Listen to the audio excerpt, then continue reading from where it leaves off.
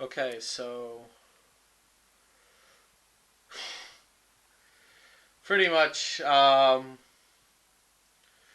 So the Golden Hind, by the way, one of my favorite cards in Journey into Nyx. Not because it's anything special, but um, just because essentially, I mean, when I lived in Cambridge, I used to be in near a pub called the Golden Hind.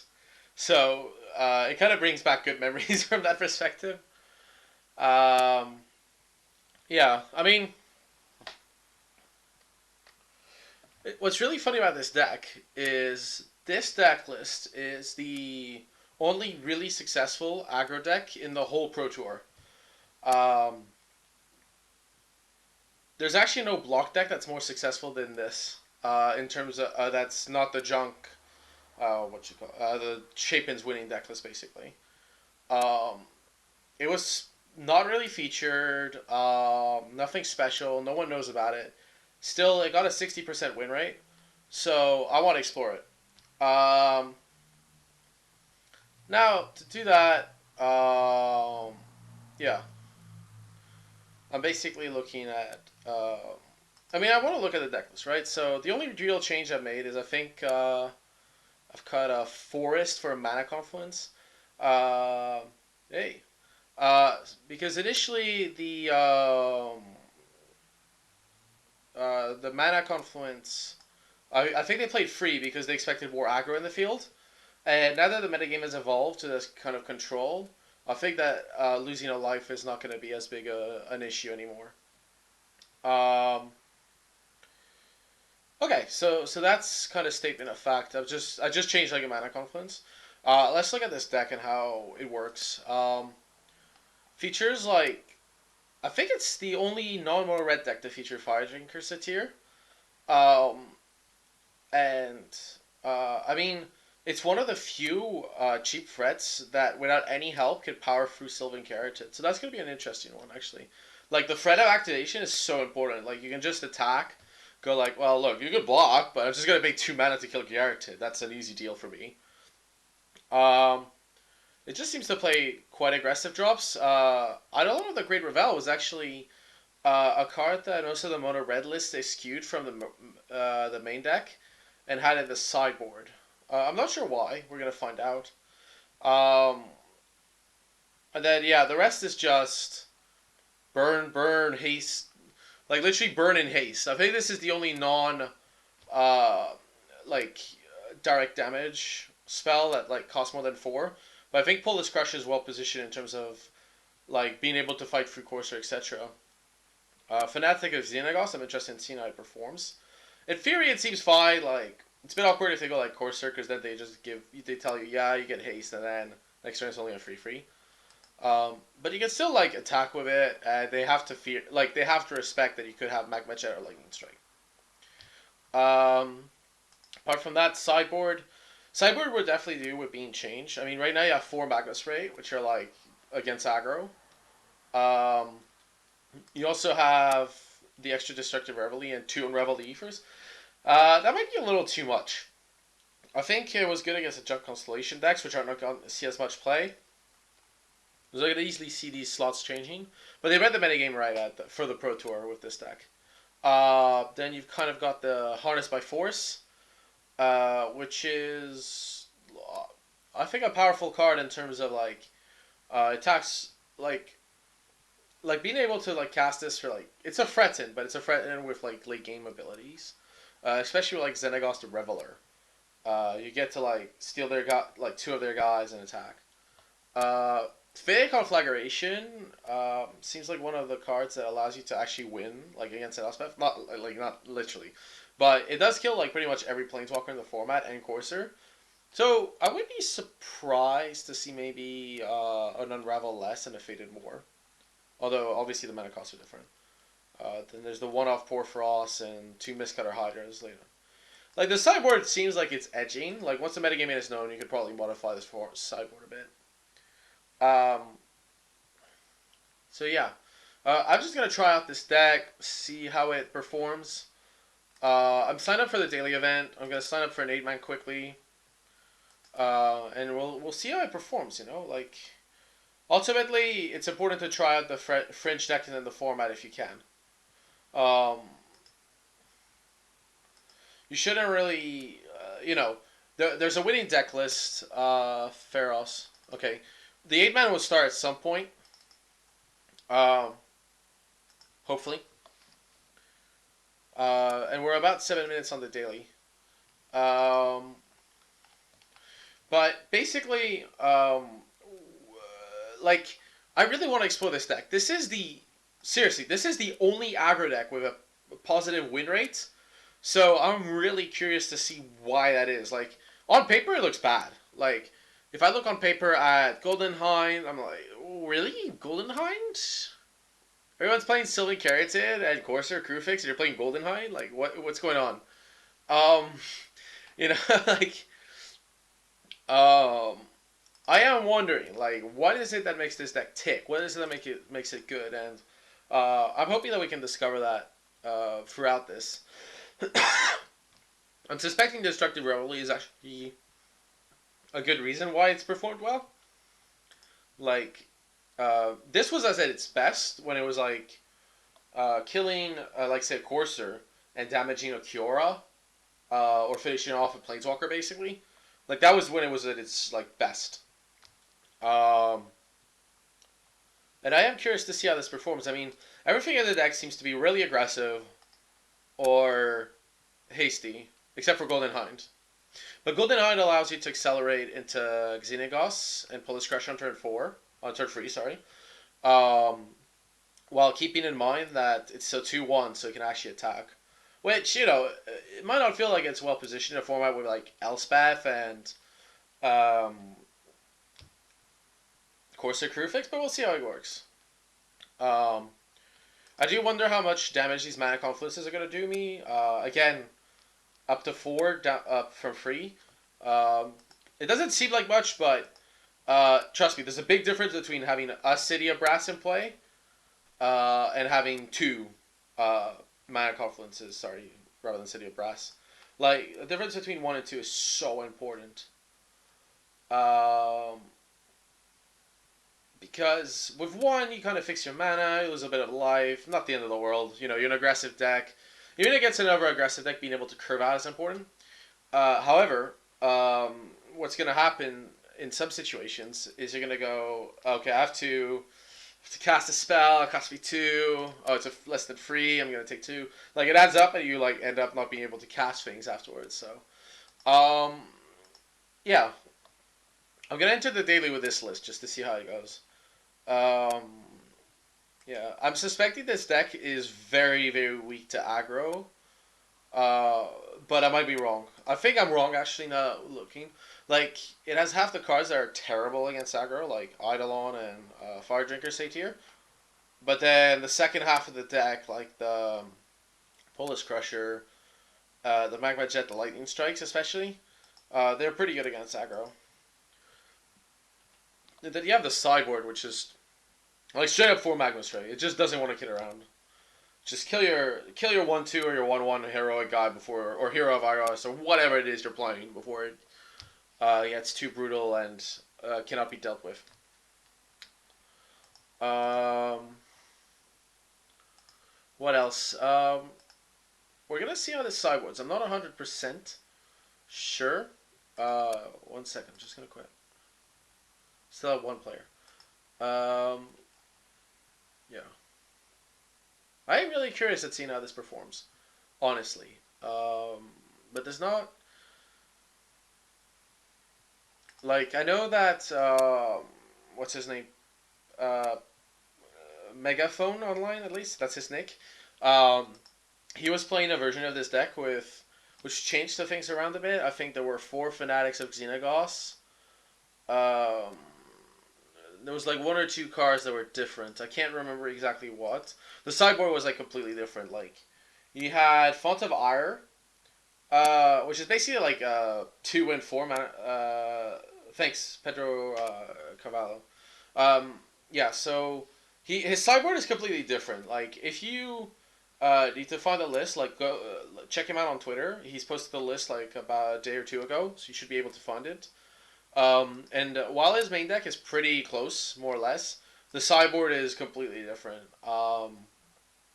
Personally, here, I think Faded Conflagration is like your kind of get out of jail free card. Um, and yeah, the problem with this deck seems to be the mana base seems okay. You do have double red, but because you don't have double green, like even in your board, it's actually not too bad. Like you only need one green source. And you don't actually even need it that early. Like if you don't play golden, it'd be better to play golden hunter on turn two, but you still have like Eidolon of the Great Val instead. Um, so yeah, let's see then. Daily starts in about a minute.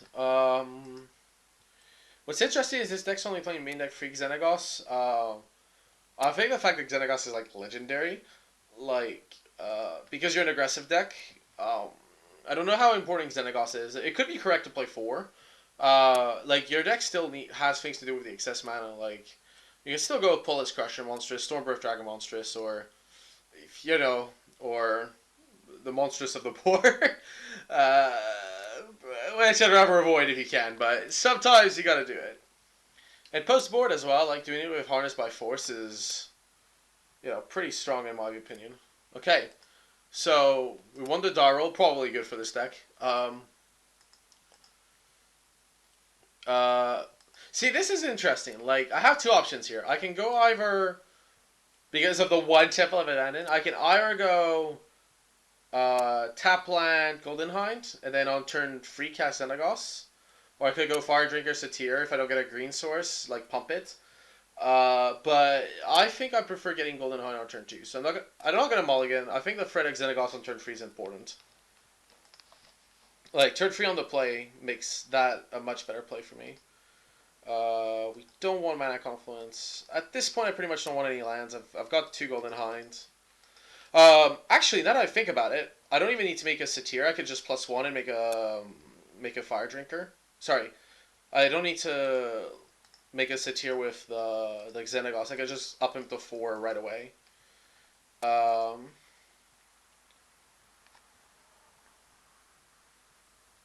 yeah, yeah.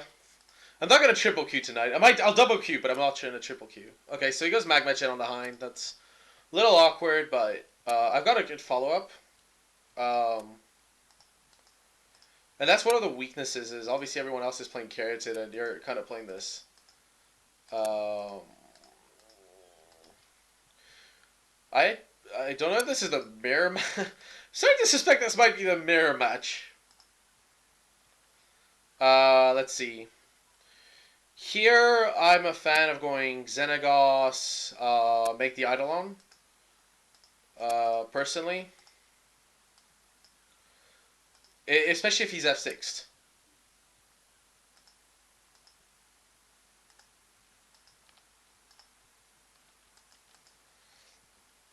Um, like now, he might cast Nick Foss. Okay, interesting. Yeah, Polish Crusher makes sense. Let's see here. The Polish Crusher myself, so I've got a few options. I can make a Satyr. Uh,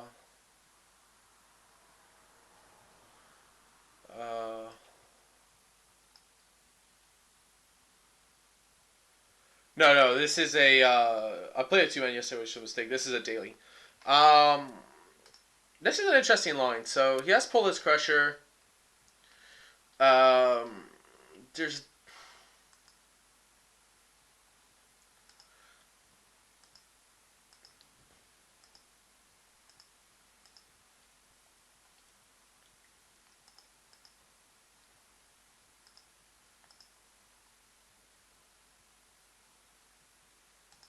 just counting, by the way.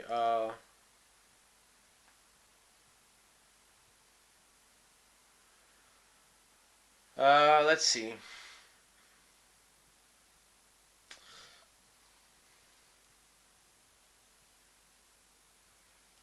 So I'm just thinking here. If I attack first with Fire Drinker and Eidolon, he can block Ivor. He's not gonna block the Fire Drinker because I can just pump him. He blocks Eidolon. Eidolon dies. I lightning strike this. So down to 2 mana, +2 with 2 creatures, Polish Crusher up to 4. And then Xenagos is at 5 and is starting to threaten ultimate. And next turn I'll have enough mana to monstrous it. Yeah, that's the play. That's the play. If he doesn't block, I would just play Polish Crusher and make a Satyr post combat, which is a bit weird, but yeah, okay. I've got my plate. I've got my plate.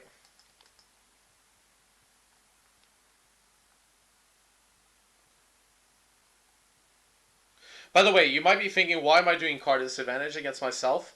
It's just because if this like hits, like it's insane. Okay, so he does that. Pretty sure I counted correctly. Oh my gosh. Okay, I'm learning this format. I'm sorry, that was terrible. That was awful. My opponent probably just noticed that. Yeah, that was awful. Um, I'm starting to remember why this card was good. I'm surprised no one spotted it in the chat. Uh, Whatever. I prefer learning. He's got dragon here. Yeah, yeah. Yep. Yeah, okay. Let's see. I've got 4 mana.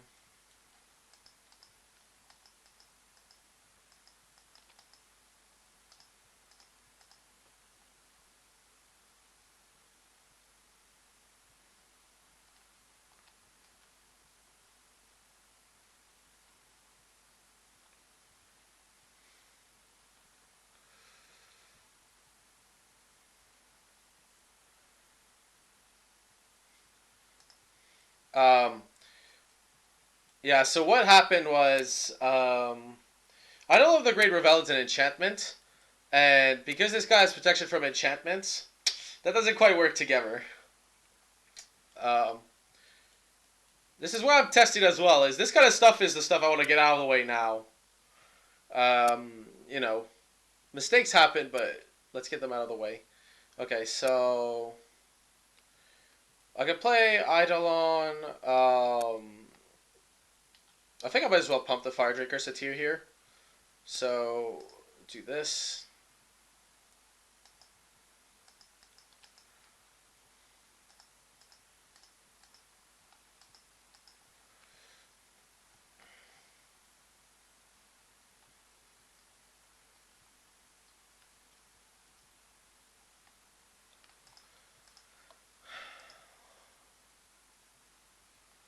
Yeah, I forget this is an enchantment sometimes. Like, it's a good thing I actually read, like, checked, because what ticked me was there was no damage on this, and I was like, that's weird. Oh, right. Um, Never Dragon, Arbor Colossus, jeez. This guy's got all the fatties. Um,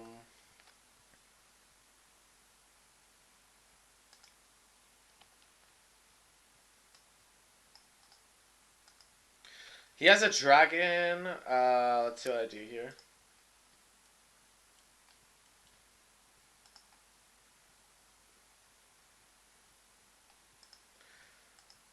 Like playing Xenagos and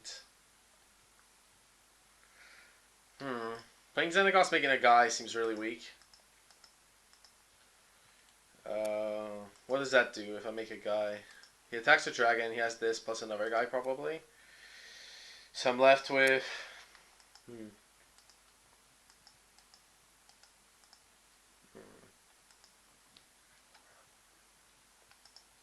He's at 11. I think there's a merit to play Xenagos here, make a guy, force the dragon to attack. Like, it's not going to get better for me every turn. And he can't play too much of a cheap guy, so... Okay. This isn't a great position. It would have been better if I didn't attack with the original one. Because then he really can't play any cheap cards. But... yeah, the dragon kills the Xenagos quite cleanly. But at least it taps the dragon. Because he's just gonna like stay back and kill me one turn. So, um, yeah. Dragon attacks Xenagos. Xenagos is dead. Um, yeah, that was silly. Like attacking, I think I took the right line. Like attacking with that, yeah. Two Arbor Colossus, okay. Storm Breath Dragon's an interesting one here. Um, Although he has reach, so I have to think carefully here. Let's see what I can do. If I attack with Dragon, he just eats it. If I attack with everything, he's gonna block this. He's gonna block something else.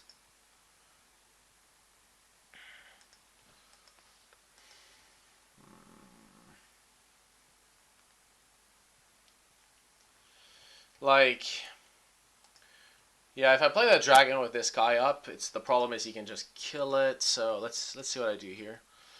Can I attack in any way, shape, or form? If I attack with dragon, he can just kill me on the swing back. 1, 2, 3, 4, 5, 6, 7, 8, 9, 10. Oh, this is awkward. Like, I have enough damage in hand to kill him in play, but I don't. Problem is, his Arbor Colossus survive and block this, and I'm gonna take like Untold's amount. I can't even play the dragon. I don't want to attack. Like, I think I have to pass the turn, lightning strike my opponent. Yeah, I know. It doesn't matter here though. He has like a gajillion mana with Nick Foss, so yeah. If I play dragon, Arbor Colossus stops it. Then he stops the Satyr. He does go down to like, oh no, because I have to tap the Hind. Okay, I'm just gonna have to pass and play Lightning Strike at end of turn and hope for the best. Like, he is quite conservative, which doesn't make me happy. But we'll see. Um, yeah. Yeah, if I had the Eidolon of Great Revel in place still, would it have made a difference? I mean, I shouldn't throw my guys for free. I'm pretty sure that much. So for 6 green, don't have anything with flying. 7? Okay, he's gonna monstrous this. Oh, he's playing Xenagos? That's not good for me. Just because that's gonna make a Satyr. If he makes mana with it, it can't. Nalia? Okay. So that's definitely a creature. Okay, so that's 4 mana.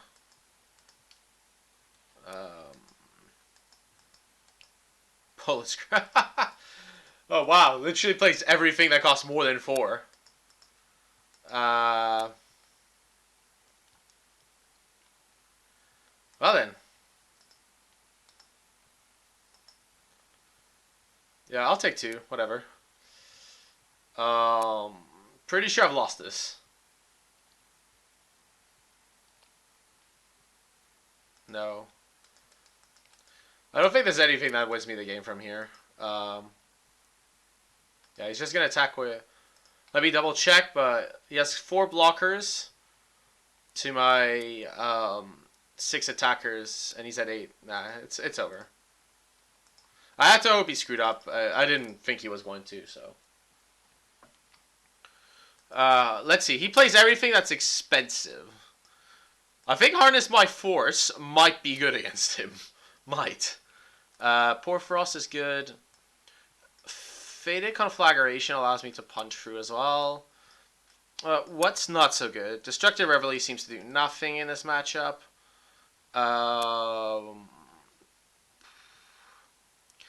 Eidolon seemed...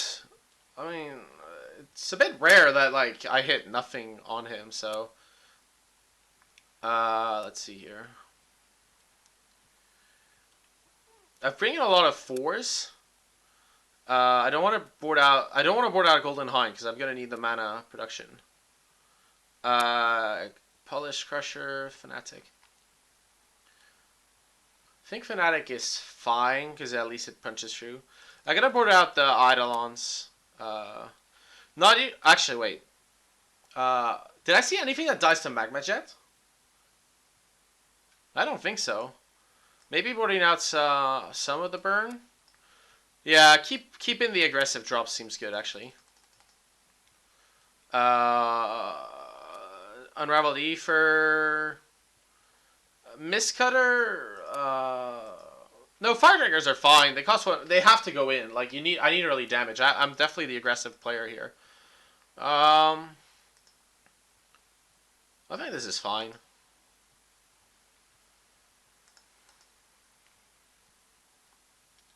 Ugh.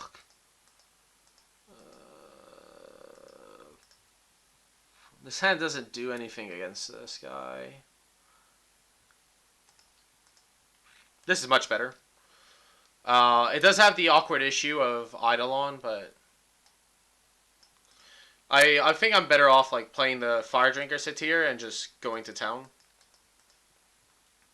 It's fine if like I skip a turn on Eidolon. It's not the end of the world. I definitely want to play Temple of Abandon here. Well, yeah.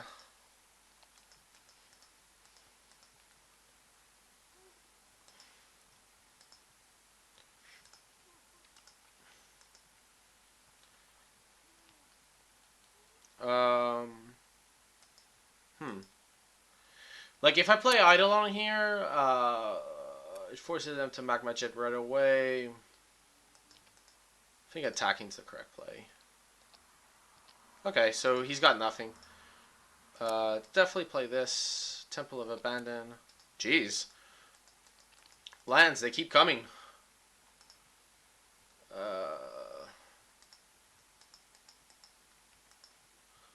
Okay, Courser Crewfix. Hunt the Hunter. Thankfully that doesn't do much right now.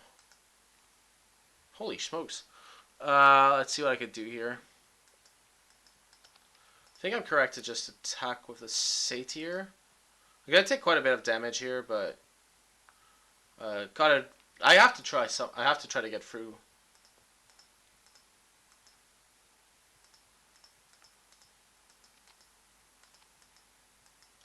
It was possible that I could have seen him having Crewfix in his deck and kept in Destructive Revelry, but because it's so bad against the rest, that's why I didn't do it. Okay.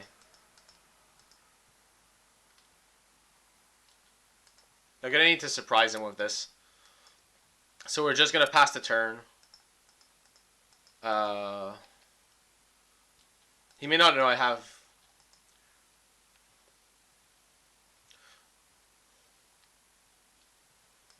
Bow of Nylea, huh? Destructive Revelry is coming back in next game. Or actually, if he has Gods, Unravel the Ether. Stormbreath Dragon, huh? He's at 11. 1, 2, 3, 4, 5, 6. Okay, we got him. We got there. Next turn, Harnessed by Force. With Strive. Put him down to 8 end of turn with Lightning Strike. 1, 2, 3, 4, 5, 6, 7, 8. We got him.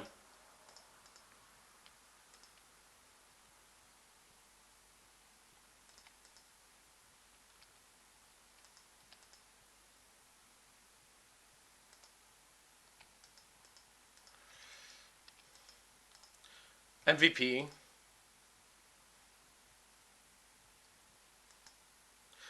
Yeah, he's at 8. 1, 2. Yep.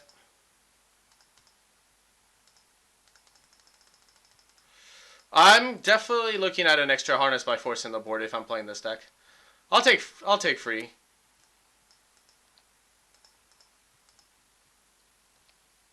There we go. Easy game, easy game. Okay. I've seen Xenagos, Nalia, Corsair Crucifix. Um, well, I like Destructive Revelry. It doesn't quite. I don't know if I even care about the gods. I probably do.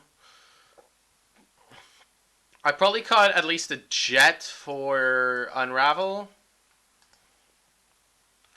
Um, I could cut one lightning strike for the extra Unravel. Like, yeah, bow as well. I mean, I don't want too many of these. He is playing red green monsters, so I mean, it's got Xenagos the God, Nylea, and Corsair. Uh, and bow. Of those, only Corsair and bow like get it off this. I mean, it's worth having Unravel leave for here, even if it does lose a bit of damage, which not the biggest fan, but we'll see. I'm okay with this.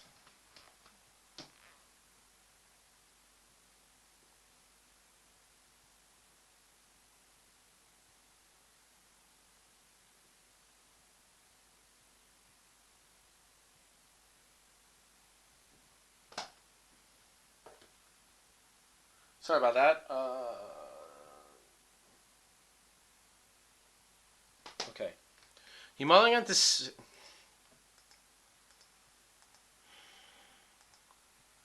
I care about Cursor, but at the same time, you can't have too many answer cards. Like,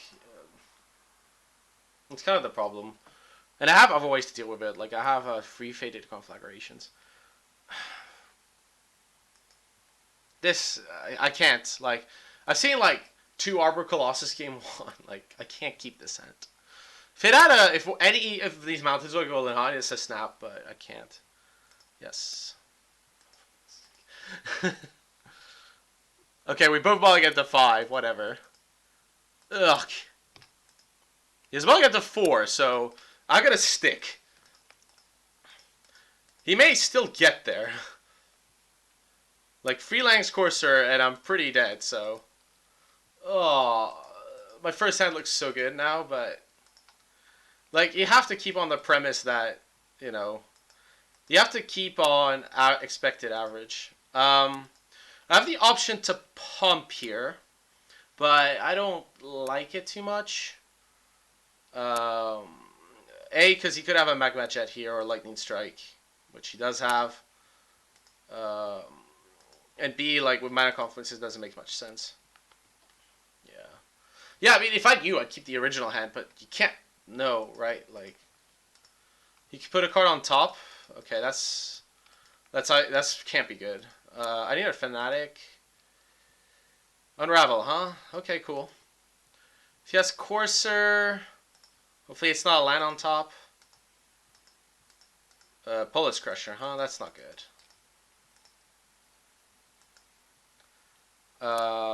Okay, that's acceptable.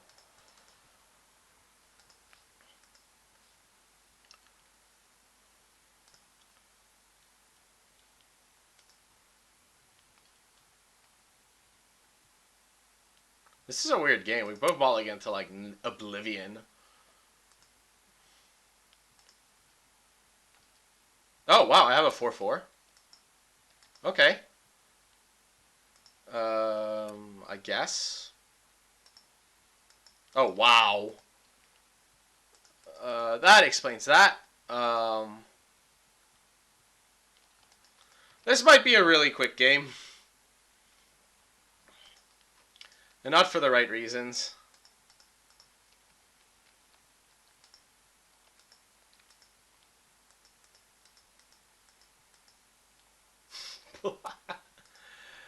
Okay, whatever. Whatever. Ugh.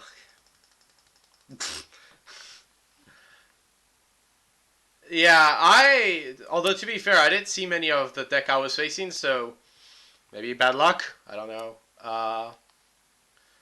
Yeah, the matchup seemed horrible.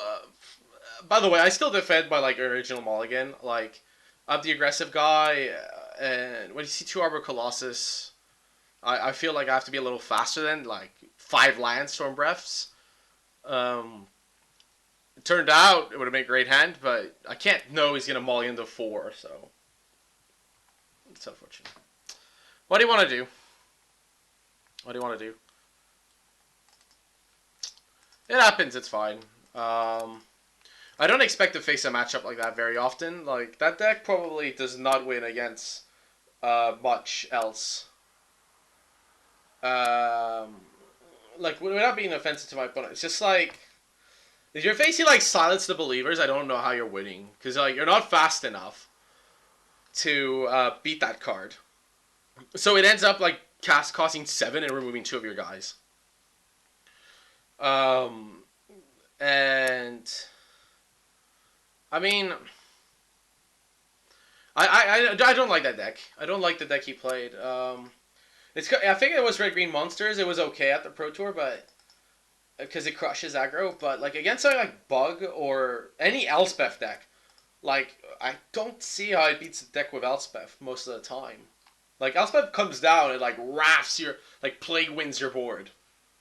Like you have two like a 4/4 or more, and it just goes like Plague win. Like yeah. Oh well, I mean it's what it is. I mean in terms of the deck I was playing, it was definitely a bad matchup. Doesn't help that like game one might have been a punt, by the way. Uh, yeah, yeah. But the bug deck still plays Unravel the Aether. Silence the Believers like gets rid of a god. Like, uh, I mean technically maybe like you're in a situation where that doesn't happen because everything's removed. Let's actually check. I'm not 100%. I just want to check what Xenagos the God does, since I'm not 100%. So, not my cards. So Xenagos. As long as your devotion, yeah, the devotion to 7 for red and green.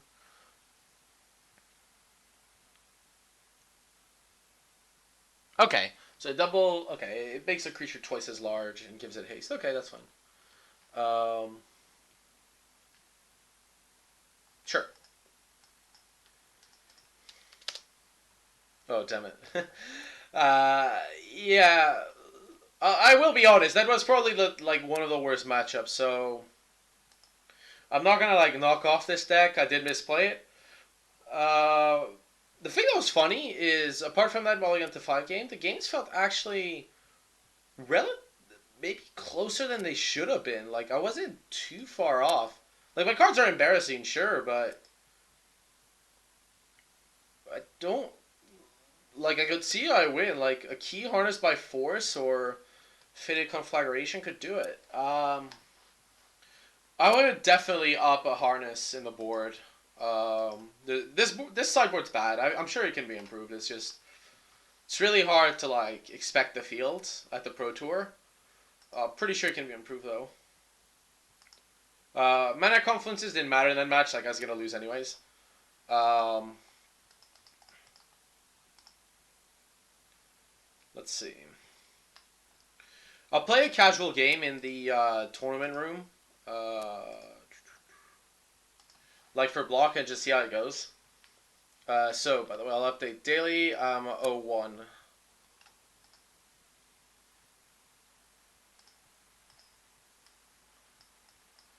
Unfortunately, let's see.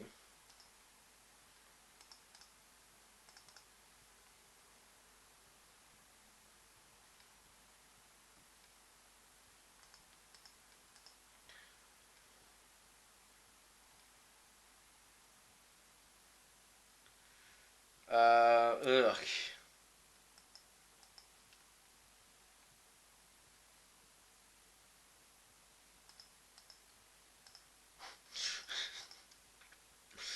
I guess something dies. I hope something in his deck dies to Magma Jet. Uh, yep. I can already start seeing the effect of not having as many Scrylands in my deck. Green, green. Okay. Uh,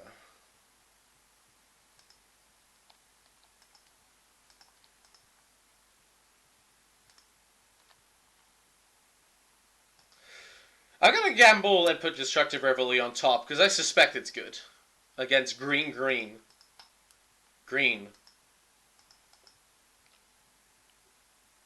Is he mono? Let's see here. I have two options. I can either. I don't really want to give him value off Courser. Um, yeah. Let's just kill that now.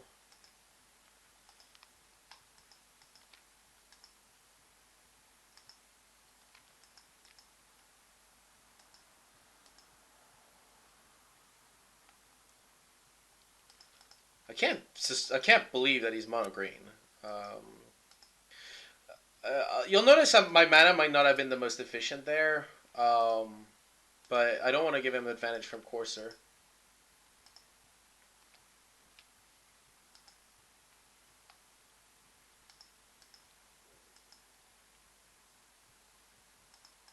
Arbor Colossus, yeah.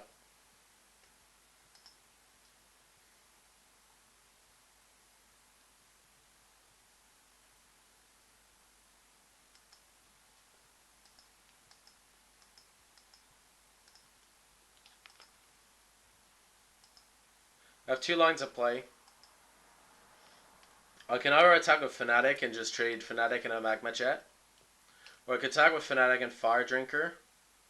If he blocks the Fire Drinker, which deals me 6, then end of turn I can double Magma Jet him, putting that to 4 and play a Dragon. So he needs to not attack with this guy and have another blocker, which is likely, I gotta be honest.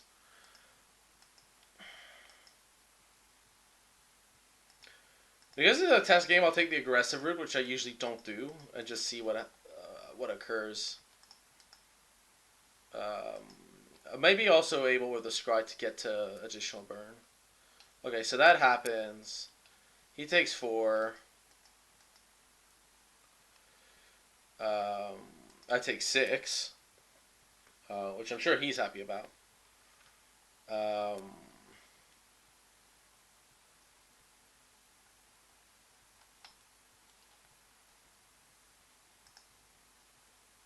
But yeah.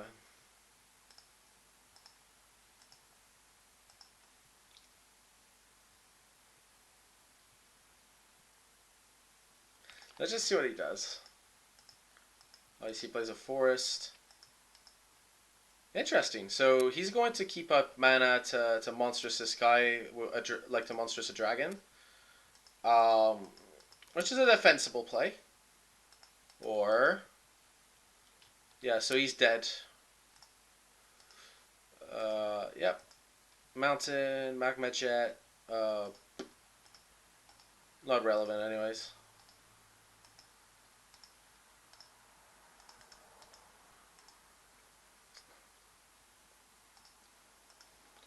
None of this matters really. Let's not play the tribute card that he might play correctly.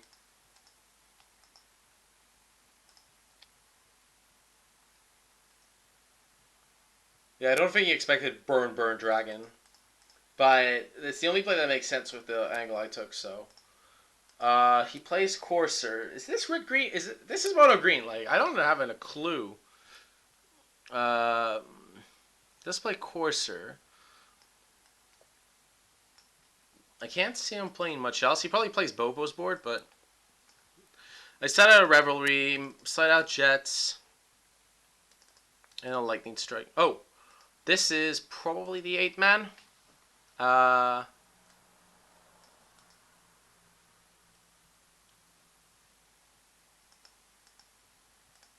have to keep that second hand, by the way. Strike.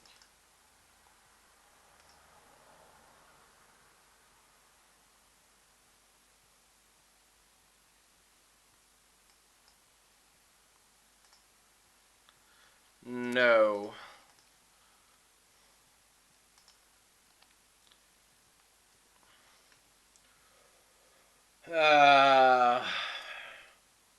I'm looking for frets, not answers. This hand's fine.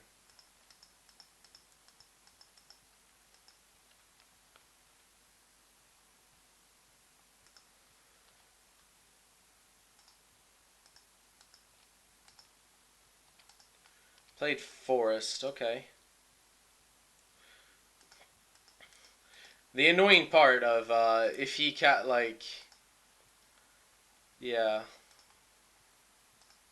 it's annoying here. Cause really? How many red greens do I have to face? Oh my god. Ugh. Yeah, carry at it. That makes sense. Someone made the incredibly valid point. Why does carry at it have hexproof? Uh, which I gotta be honest, I couldn't really find a good answer. Okay, so Fire Drinker Sit here is good because it allows me to at least do something.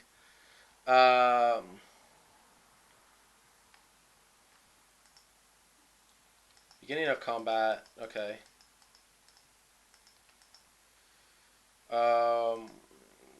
I may as well attack with Eidolon. Can't see what he does. Then he. Yeah, see, he doesn't block. You're scared. What do we have here? Caryatid? Oh wow, he missed his land drop. Okay. But yeah. You see here the power of threat of activation, at least on Fire Drinker Sit here against Caryatid. Like, I can just attack. There's no way in heck he can block there. So I just deal the damage and carry on. Whereas another, like, one drop wouldn't be able to do that. He might, like, think about blocking. Bow of Nylea, huh? Okay. There's not much I can do about that, is there? No, Destructive Revelie's in the other matchup. He can give his guy +1/+1 or gain free life. Let's see. I'm just gonna cast a Fanatic of Xenagas. Take 2, of course, for it. So he plays Corsair Crewfix. Okay, so he's Naya. Or Red Green with Elspeth. He plays Basic Plains. Okay. Let me see. I have 2 options here. I can either... He did miss a land drop, so I could Destructive Revelry it, but my personal... Let's see, he has 4 mana. I really don't want him to get to Elspeth mana, because then I'm in big, big trouble, so... I gotta go Destructive Revelry here, which might be the wrong angle. But next turn I can go Pullis Crusher Ultimate, basically, if needed. Okay. Just this. Yeah. I don't want him to draw lands for Elspeth. That was the... So it's a 4/4 without haste. Okay.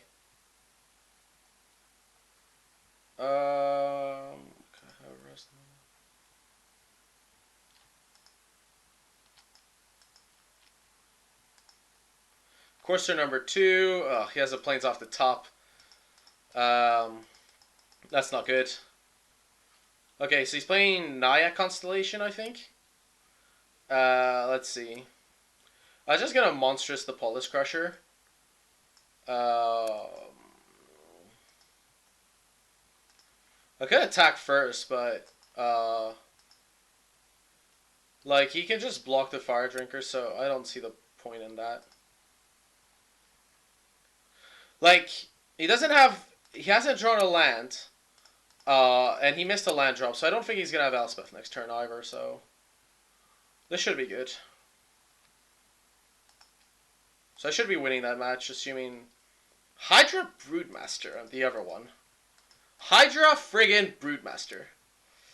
What is he at? 17? So that's 4, 5, 6. 6. I can deal 13 with Hydra. I could just play a dragon and harness by force next turn. That does seem a little better. Although the monstrous ability... So I won the game in the other match. Dragon's going to be good regardless, pretty much. Although I could definitely see the argument for taking the Hydra. I could also like Monstrous it for X equals 0, so it makes sure that he doesn't get anything. I'm starting to suspect that would have been the correct play, because he takes 6. He takes 6 plus 7. He goes to 4. Yeah. And then I can play Dragon. Okay, so he attacks with Death Touch Hydra. I don't block. Um, anyways, in our against our Naya opponent, he might have Banishing Light. So I can set out a Destructive Revelry though. It's red green Elspeth. Magma Spray does nothing. These are the cards I want, and I don't want most of the burn.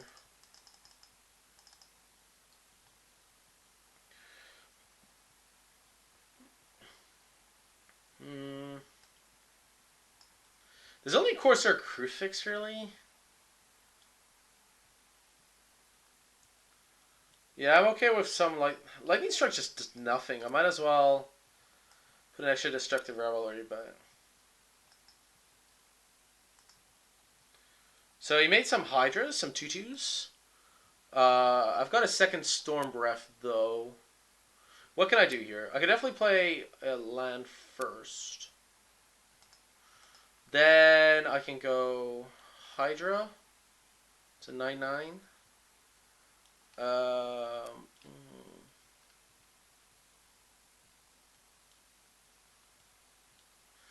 you can just chump block the 9/9.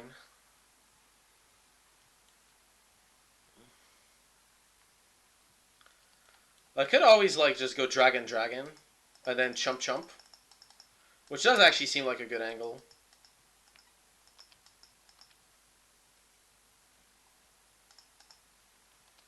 Because he can go to 16 and then gain back life and Lightning Strike finishes him off. Uh, yeah, I'm not a gambler by nature.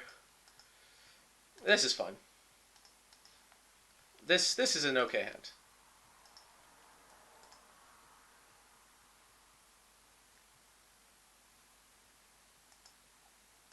Okay, so he goes Temple.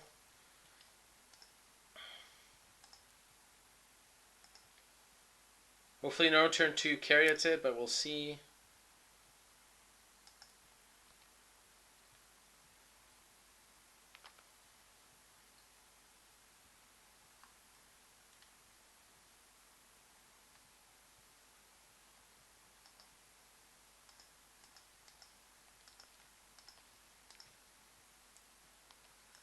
And back in our casual game.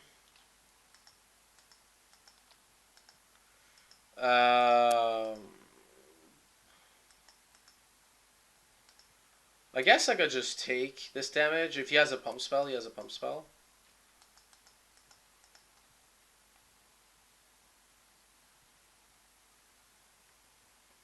I don't know. This is a rogue deck. It's mono green. Okay. So next turn I can go fire. I can go Eidolon and then Fire Drink a Golden Hind.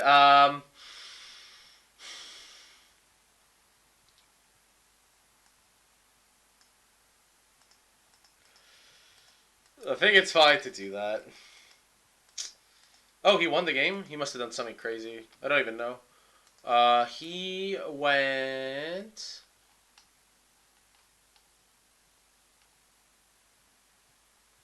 Aspect of the Hydra, okay. That's a casual deck, I mean.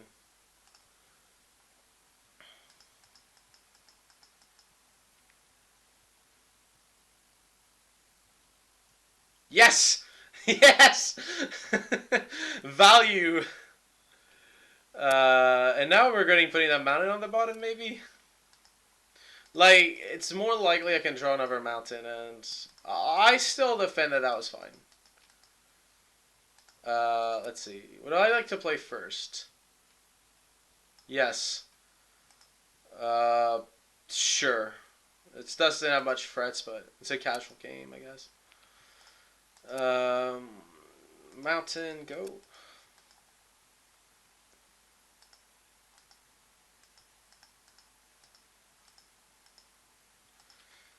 He has aspect of the Hydra.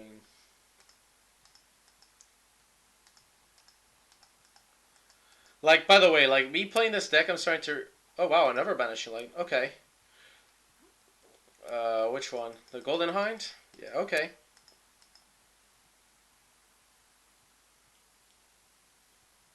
Starting to regret not taking that mountain. Oh well. Attack with Fire Drinker. Play Eidolon.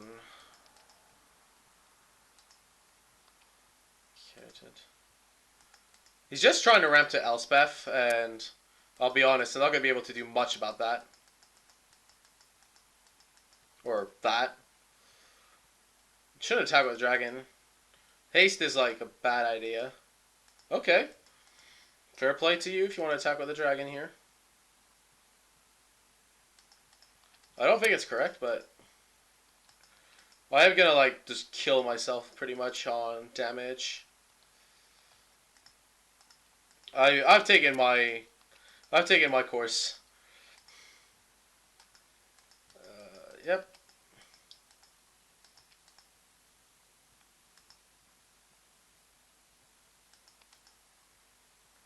I lose nothing by attacking with behind here. Although I gotta remember aspect of the Hydra for the future. Still doesn't block. It's because he's playing aspect of the Hydra. It's mutated his perception of other decks. Okay, so dragon number 2. So he should attack with one dragon and keep one back. In case something bad happens.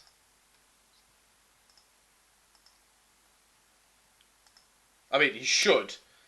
There's also the argument for...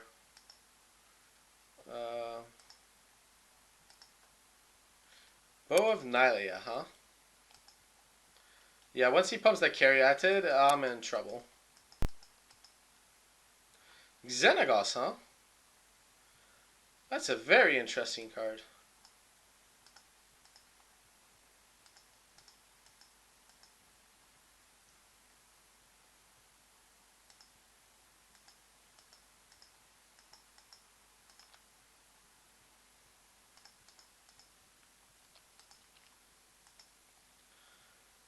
Well, I got no blockers. But I have no idea why he did that.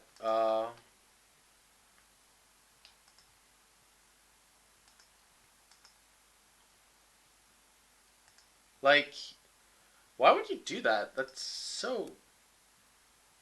Like, if I drew land, did it matter? Okay, I don't know why you attack with both dragons. I'm pretty sure it's incorrect. Like, if I have Harness by Force, I win for sure. Anyways, what do I do here? I think I lose. Cause, yeah. I can deal him 9.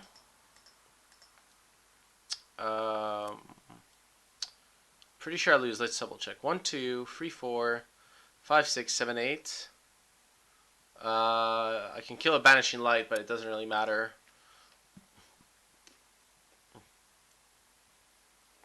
I can deal him 8 damage, and that's about it. I'll lose this game. Okay.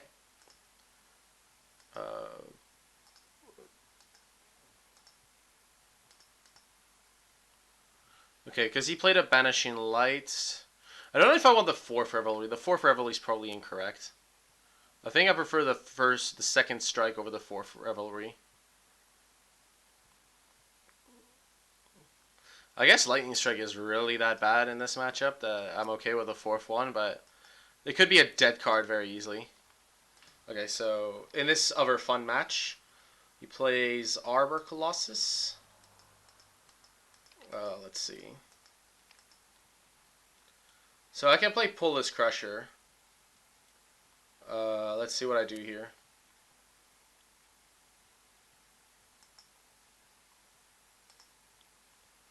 One, two, three, four, five, 6. Wait, 6.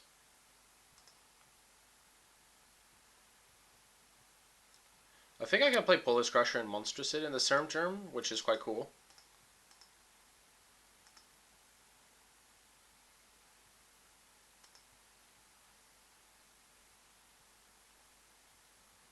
Yeah, I can.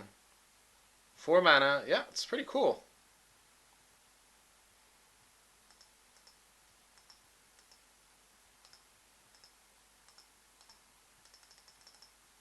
Cool. It might have been correct to make a Satyr there rather than Pump, but yeah, definitely not attacking after that. Right.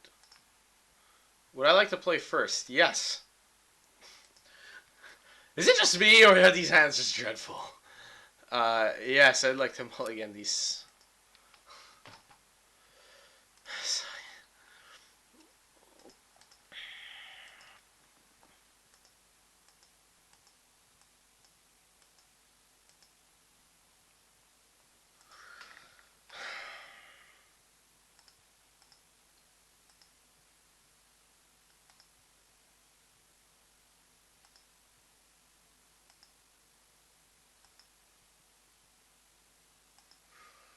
Ugh. I have to go runner, runner, mountain, something else, and if I do, I'm okay. I want to play. Like, the chances of that are like. So 33%, 30% to make this, and then. Ugh.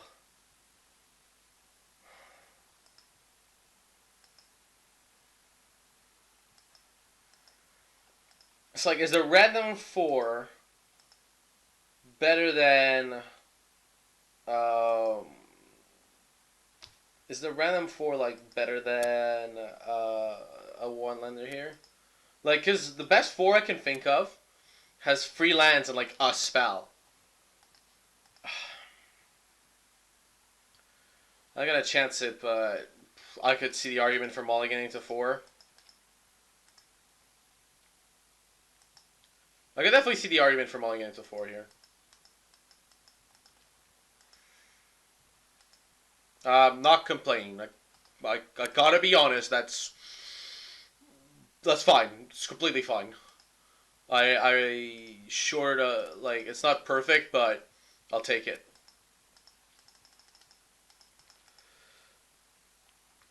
Uh,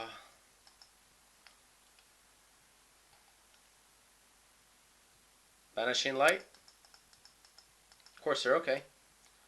Idolana Blossoms. So I have 2 options. I can either play Polish Crusher or Xenagos the Reveler. Or, actually, I could start Storm Breathing him now. Um, this has merit. Because he doesn't have normally much. Okay, how do I want to do this? Like, do I feel lucky enough that I gotta draw a land with this Polish Crusher? It does attack, and I can play Storm Breath the turn after. What about Xenagos? I don't think Xenagos is the angle here. Uh, Even if it's not mana efficient, I'll cast Polish Crusher. Because I do want to be at... Yeah, I think that's fine. So he goes time to feed. Which I'm okay with. I'm actually okay with this Fire Drinker Satyr, like, dealing me a ton of damage to save Xenagos here. Whatever.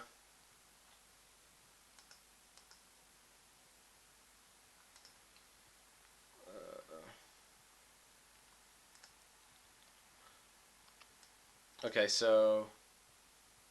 He definitely played a land from the top. There's no way he had... Pretty sure. Oh, wow, okay. Let's finish this casual game quickly. I'll attack for 7, destroy bow. Then cast Polish Crusher and make a C tier. Xenagos the Reveler, huh?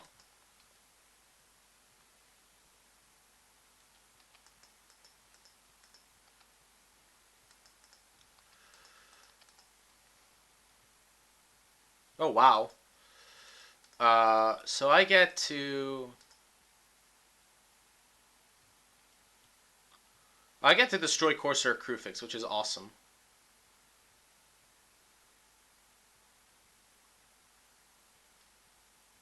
This thing has trample. I don't know if you noticed. Probably not. Yep. Mulligan to 5, 1-lander, the perfects.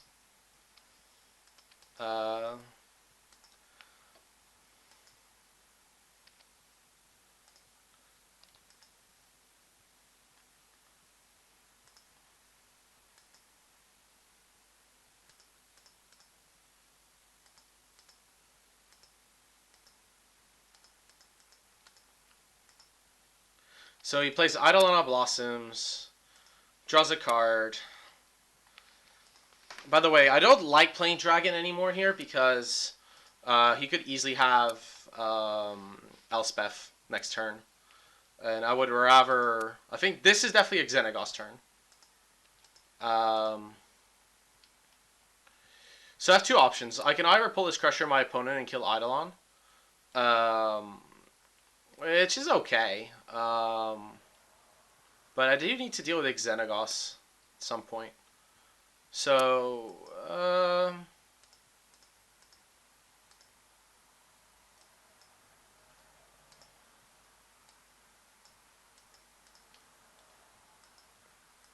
let's see. I think I shouldn't have made that Satyr pre-combat because I'm not planning on attacking with it.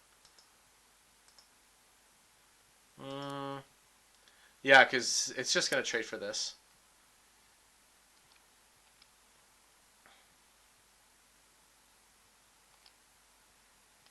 Yep. This is the power of Polis Crusher. Now I'm getting all the lands. Jeez. Anyways. Arbor Colossus number 2. What's my opponent at? Like 10? So I could go Lightning Strike, putting them to 7, and have 2 7/7s. Which is okay. Okay with that.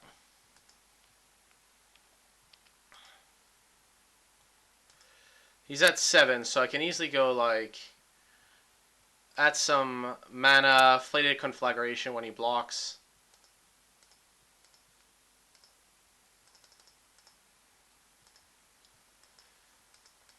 Just attack here with everything, it'll be enough. Because like I could just like deal 5 damage to the creature that blocks and it has trample. Let's see. You pretty much can't survive that attack. Banishing Light. So he's gonna banish the Xenagos? Really? That's your play? Have you not seen what this thing has done to you already? What? Okay. What? Oh my gosh. Here. I'll keep this hand because of the temple, but it's not the greatest. Okay, let's finish this game because it's pretty much over. A mulligan to 5 in this game with a very poor draw. Let's see. Can I win this turn? If I go destroy Banishing Light, get back Xenagos, Storm Breath Dragon. Let's play a dragon. Yeah. Then Destructive Revelry that.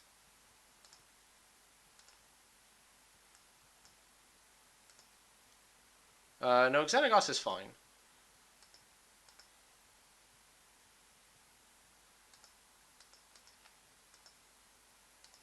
This thing has trample. Pretty sure this game is over. Because you can't block the trampler with it, with the Nyx Fleece Ram, so.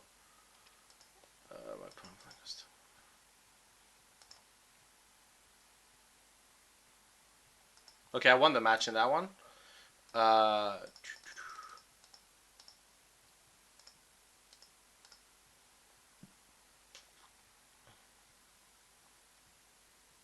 Yeah, the trample damage will go free in my casual game.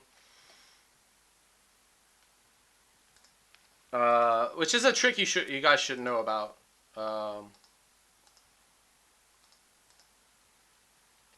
Is you could deal like with a trampler, you can have them block first, and then like deal damage to the trampler with like a burn, like creature burn only removal spell, and at that point it'll trample over. So if you like, it converts like,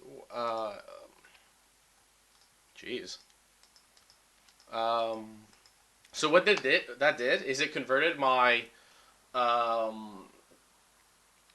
converted my Flated Conflagration into a 5-burn spell to the face. I did keep this hand, by the way. It was a little marginal at 7.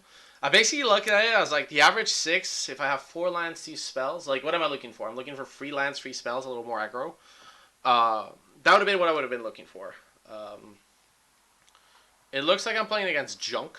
Either Junk Constellation, which, trust me, I'm going to rather be wanting to face than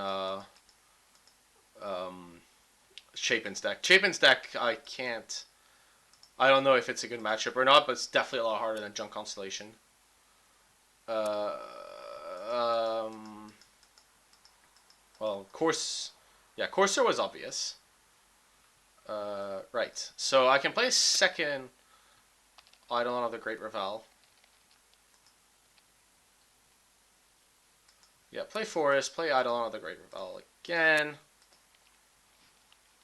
So now, like, he could play something like Silence of Believers, but yeah, he's playing Chapin's deck. This is gonna be a lot harder than the alternative. The alternative being what's it called? Wow, he has no fear. I suspect the Brim as it's coming down.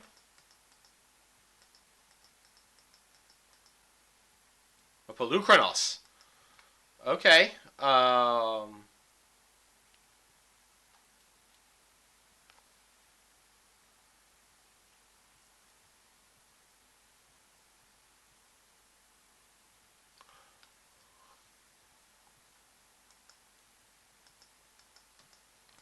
I gotta do something interesting here and attack with both. I am willing to trade this guy in a Lightning Strike because Polukranos already like eating one of these guys for breakfast. I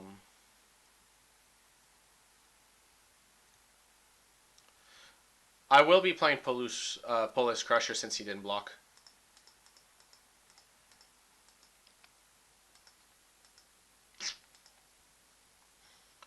The only good side of this is it's not double white for Brimaz or Elspeth. Yeah. By the way, I'm pretty sure this is the daily. Yeah, I won the first game in my 8-man. But yeah.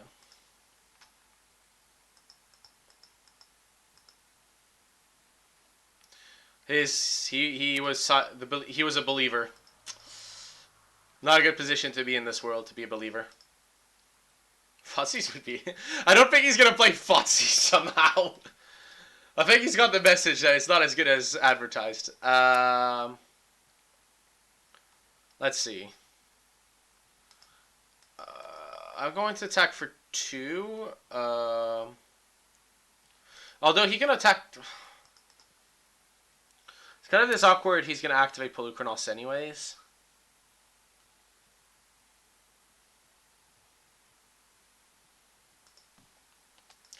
My chances of winning this game are slim to none.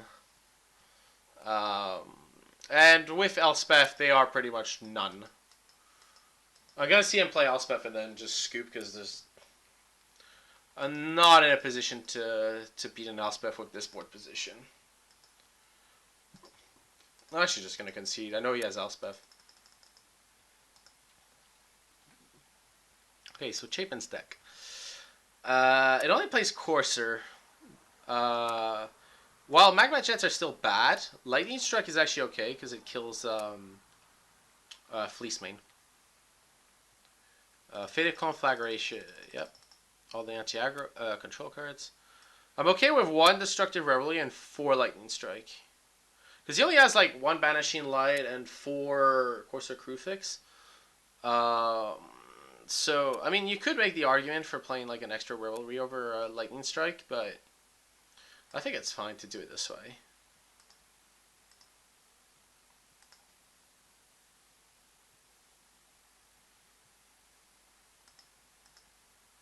I think it's fine.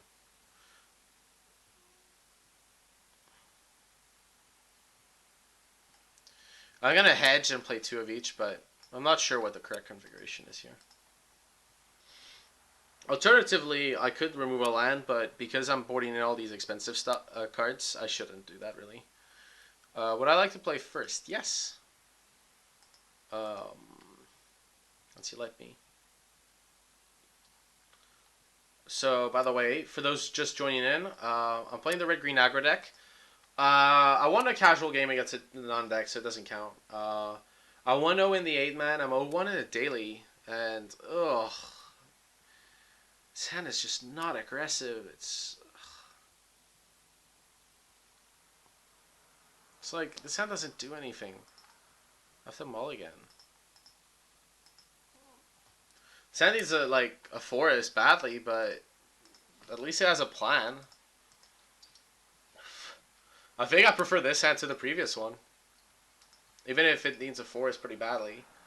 Um, which is normally not the land you're looking for, but I have like some amount of turns. Yeah, I get lucky, thankfully. But do I want a mountain?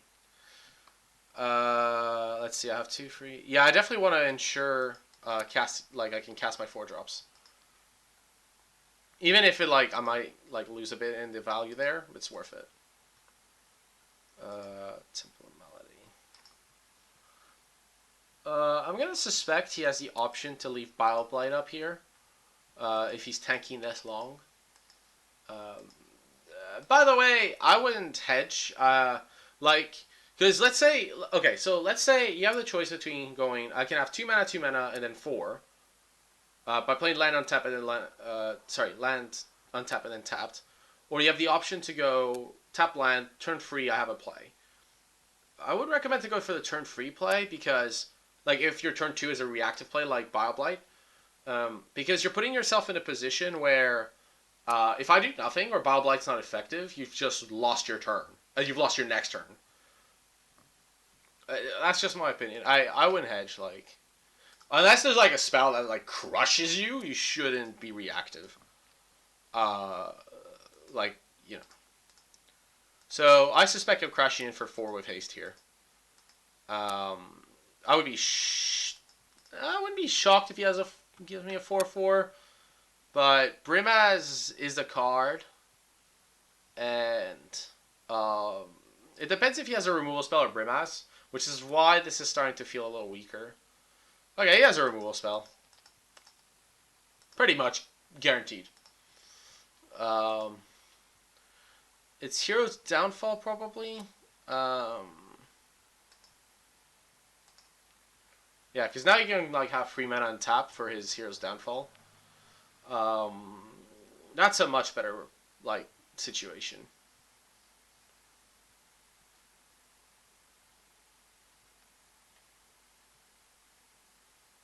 Yeah. Guess what's coming my way? I can go either with Polish Crusher or Xenagos. I like the Polish Crusher slightly.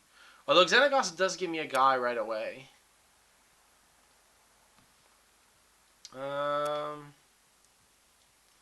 don't want to go Xenagos Fire Drinker. I feel like that's too weak. Or losing value that way. Yeah, I'm just going to attack. Take the Hero's Downfall, and then play Polish Crusher. And hopefully he doesn't have Pelukrinos.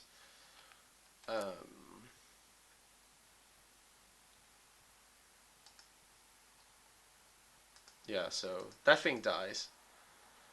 By the way, do you guys know something that could allow, some kind of trick that could allow me to keep up the pressure there? Something that allows me to keep up tempo. That seems important. Of course, their crew fix. Sylvan Carotid, that's okay.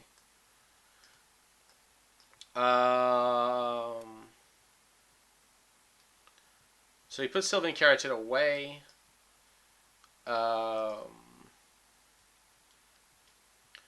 I think here the play is to play Destructive Revelry, because I don't want him getting an advantage from this anymore. And I can still follow up with a Drinker.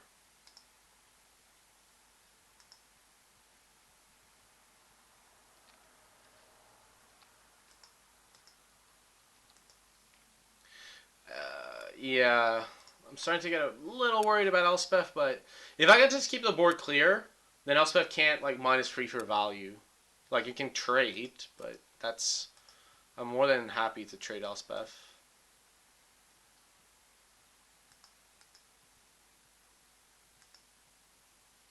Drown in Sorrow. Okay. Sure. I can't do anything about that. He scries, puts on the bottom. Fleecemane? Fleecemane's horrible for me here. It's not very good for me with my 4/4s. I should still attack.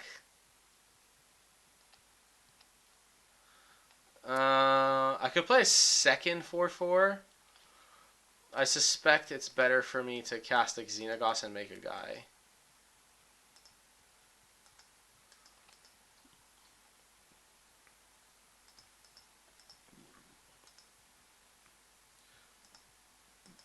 You might have like 2 Drown in Sorrows, which explains why you cast it.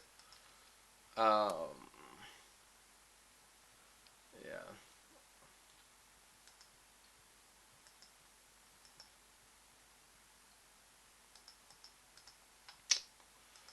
I suspect, yeah, he's either got removal or monstrous or.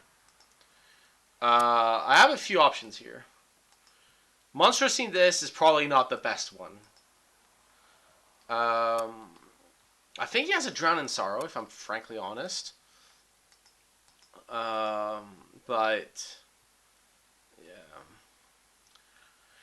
it's so awkward to play against Elspeth. It's like if I play my second Polish Crusher, I don't really see the point of doing that. You might have like double Silence the Believers in a bit.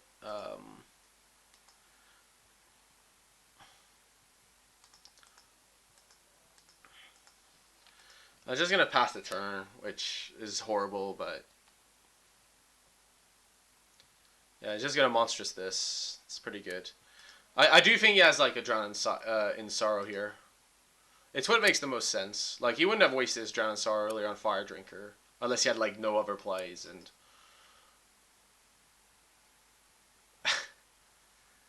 It would not have gone well. I don't disagree. Okay, so I'm gonna have to go wide because he has a second Fleecemane. Okay. Fitted Conflagration is interesting. See, this is interesting because it's gonna be during my turn when he monstrouses this. So I can. Let's see what I do here. I can make another Polish Crusher, and if he goes Elspeth. What do I do if he goes Elspeth? Oh, man, you could have Silence the Believers as well. This is so hard. If he goes Elspeth, he minuses. But I've got 3 Satyrs in play. No, 2 Satyrs because I'm looking at plussing here for this. But Elspeth goes to 1, and he only has a Fleecemane. Well, I have Satyr, Golden Hind. So I can sacrifice these guys to kill Elspeth and deal him damage. I like that play a lot because then these Polish Crushers can start attacking through and I can monstrous whichever one gets blocked potentially. Okay.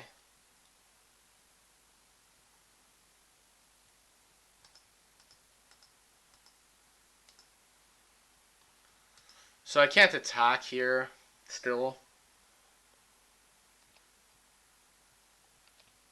I could also Faded Conflagration the Elspeth, but I have to deal with what's on board. I can't, like, the board is already powerful enough.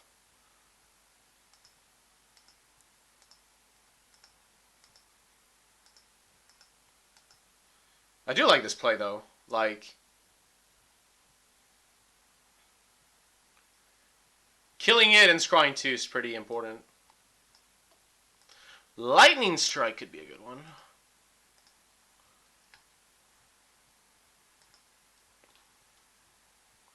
Let me see. 4, 7.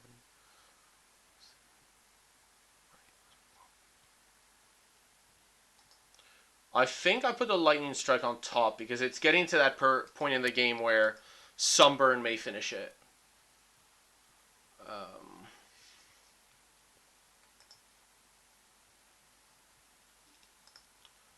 Let's just see what he does here. Oh, I've just won the game. He must have free lands. That's cool. I'll take it. So I'm gonna be on the draw, which is not gonna. It's gonna suck. Lightning Strike does deal with Fleece Mane, but it's the only thing it deals with. Ugh.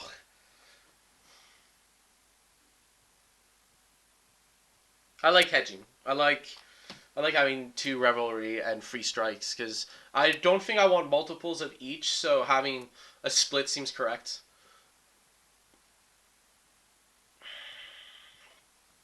What about Mistcutter Hydra? I don't think it was played at the Pro Tour for the Pro Blue.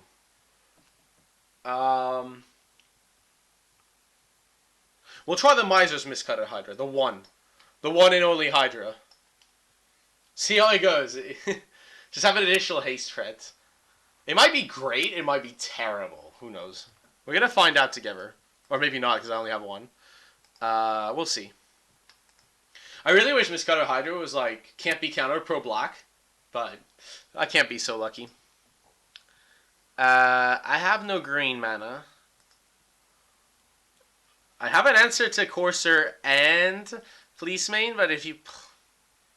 What tempts me is I have the combo of Poor Frosting Xenagos, and I need a Forest. The average 6 is probably better than this. I don't like this hand. This is much better. I was tempted, but I think with a Forest I might have kept, and I might have been incorrect. It's tough to tell. Okay, Temple of Plenty. Sure.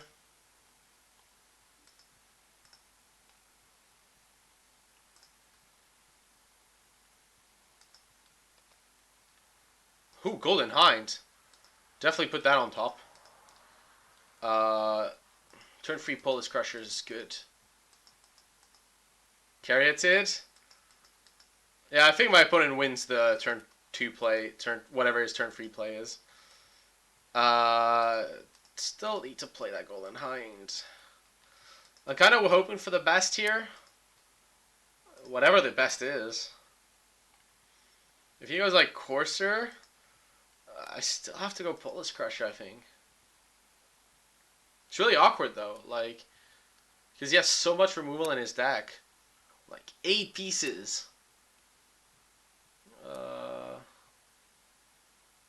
If he removes Golden Hind, it's kind of awkward, but it's not the end of the world.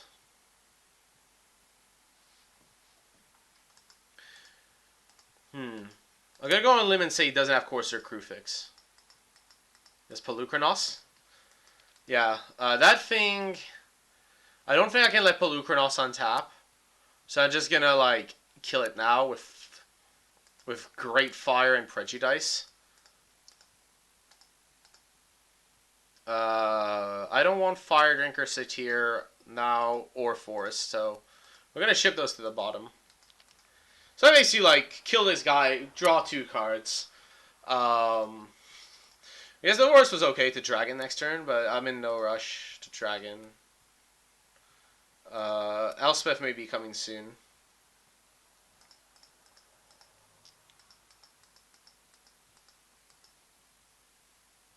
Ugh, Brimaz. That's not good.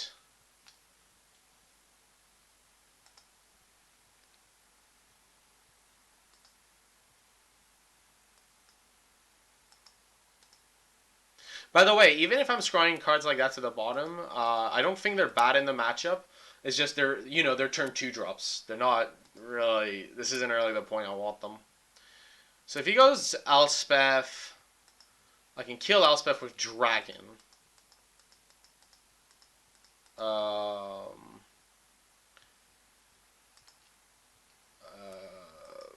Unless he makes Soldier. Yeah, if he minuses it, I can do that.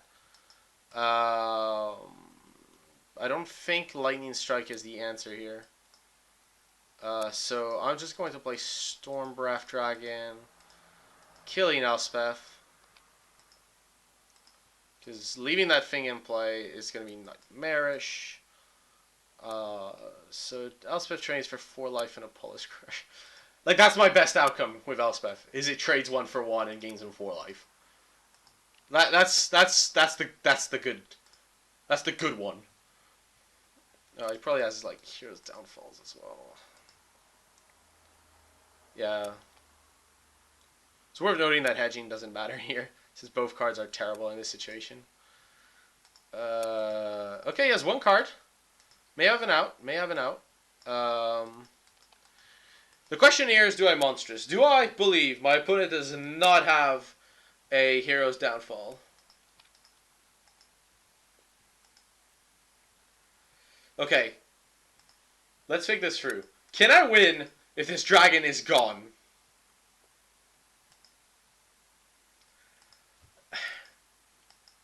It stinks Silence the Believers to high heaven, but here's the problem. I cannot win this game without this dragon in play. That Brimaz is going to take over. Trade my Hunt and a Lightning Strike for Brimaz is not going to win me the game. These Cat Soldiers will go to town. So, I got to go for it because I have no choice.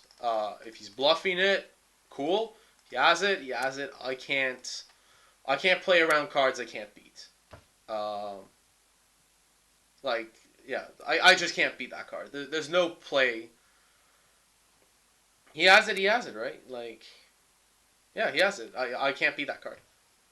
I would have done that play anytime. Like, there's nothing I can do to beat that card. And even if there is nothing I can do to beat that card, ooh, wow.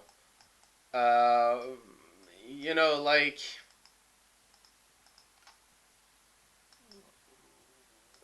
yeah, exactly. Like, if the dragon dies, I'm definitely losing. Like, this doesn't change anything. Like, it means, like, he could let the dragon live and then have Silence the Believers for more. What do I want to do here? Harness by Force. This is not the position for it. Harness by Force is pretty bad against Brimaz. I'm not going to complain, you know. My opponent had what he needed, the tools to win the game. Matchup's not great, I don't think. I think the matchups I faced were pretty bad. I don't think this deck is that bad as these games would have led you to believe. But it might not be a good meta call with all the like removal in the format. It might have been a very good meta call at the Pro Tour, but maybe not this. I don't know if I was unfortunate. There was one like misplay with not going the Eidolon Polish Crusher interaction, but apart from that, not really anything horrible that I've done.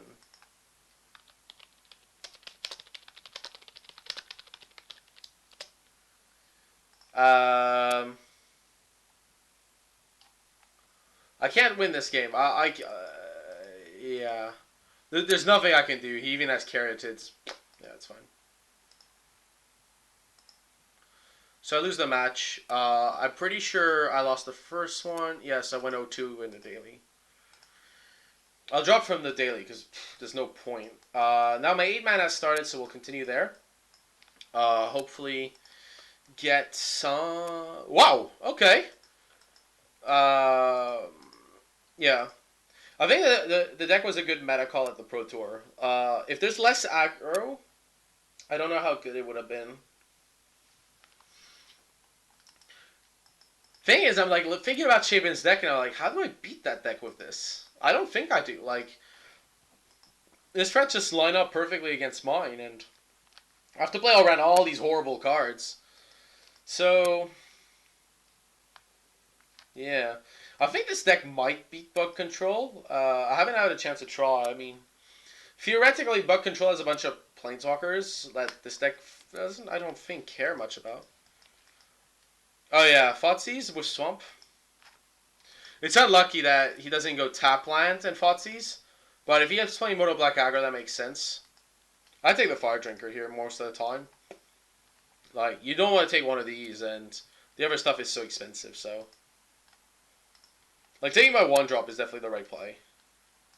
Yeah, there's no way that's not the right play.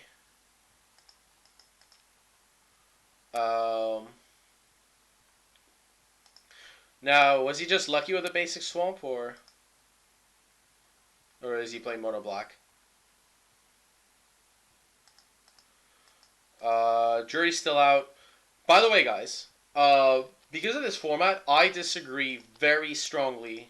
Um, like, yeah, like very, very strongly on going Thoughtseize turn one. You might as well go Tapland, Thoughtseize Tapland, because there's no turn one or turn two play that is going to completely wreck you. The best is Sylvan Caryatid or their own Thoughtseize, but that's it. And you get the extra card. There's no rush. He's playing mono black. Night Howler.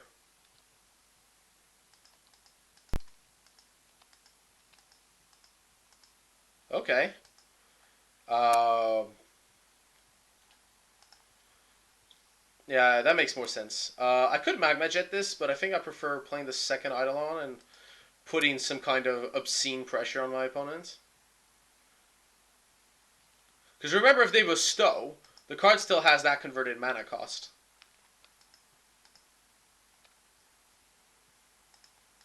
I gotta take some damage to do this here.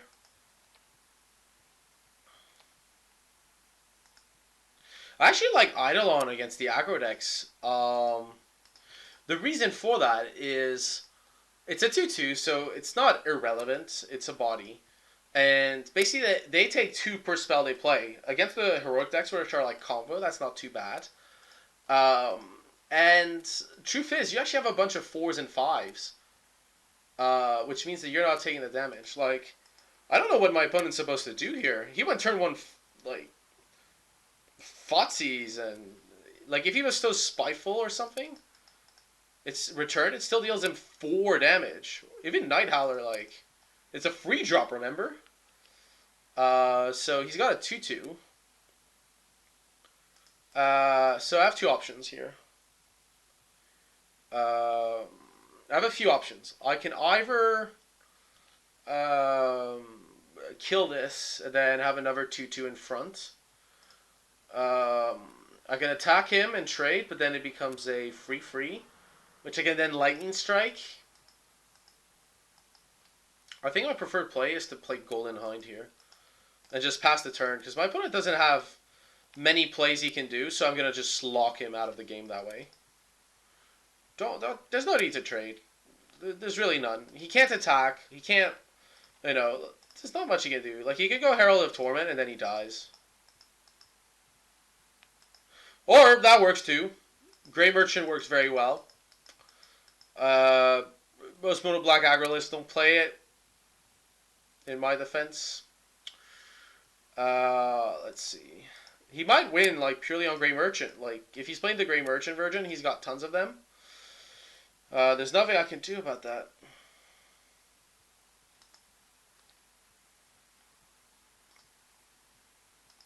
Yeah, if he has 2 Grey Merchants, he has 2 Grey Merchants. I can't put him on that. Like, most mono black, the mono black aggro that was popularized at the Pro Tour didn't play Grey Merchant. He played Master of the Feast with a Curve Topper. Oh, sweet, Agent of Fates. That's good. Doesn't really do much right now. Okay, so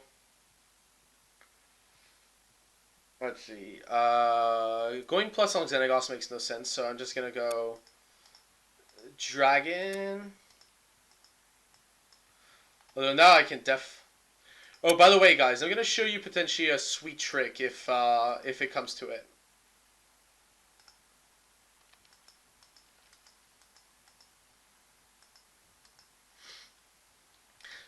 There is a trick to.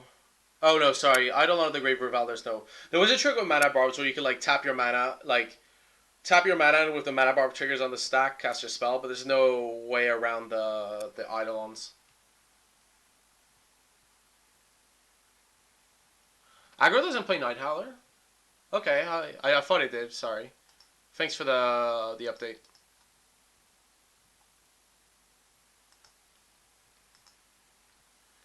Let's. What I'm gonna do is play a dragon and then monstrous a dragon. And hopefully, wait. Sorry. Does he have potentially silence the believers? If he has silence the believers, what do I want to do here? Do I want to monstrous this first? Let's see, I have 5, 6. I have 12 mana at my disposal. So I can do that. I can monstrous first. Okay. Like in case he has silence the believers.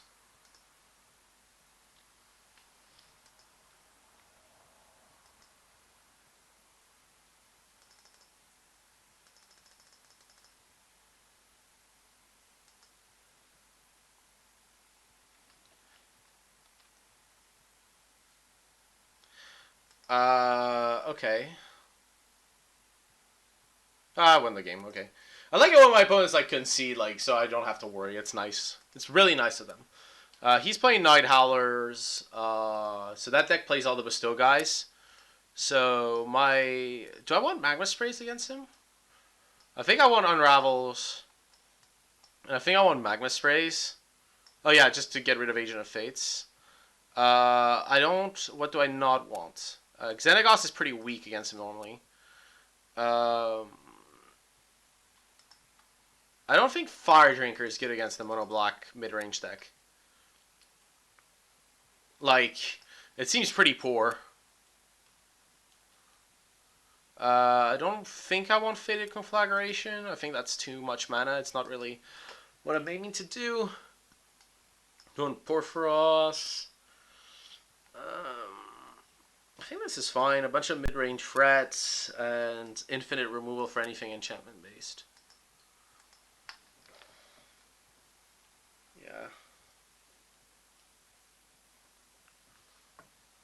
Yeah. Yeah, okay. So, I think that's correct. Like, he's playing the mid-range version, so it plays Night Howler, it plays Agent of Fates. I hope it plays Master of the Feast. Master of the Feast is a good point. Do I want Fated Conflagration just for the Master? I mean, I have 6 removal spells that can, like, just on their own hit the Master. And it's too late now. I think it's fine, because the Master draws me a card as well. This is okay. Like, I can hit his 2-draw. I can hit a combination of things with Magma Jet, and then get a land. Or whatever I need. We'll see what happens. I'd like to cast this, personally, to get a Fred on board. Especially if he does nothing.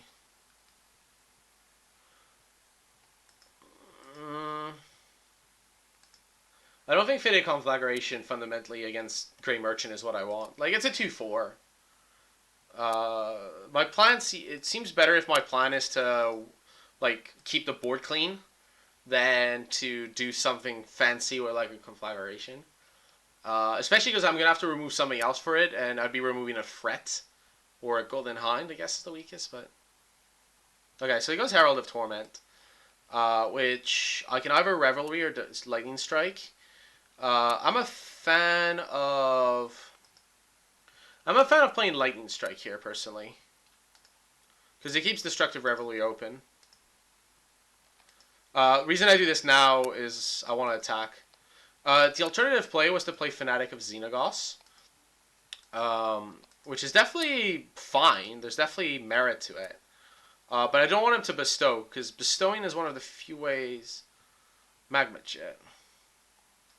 I don't want the second jet, usually.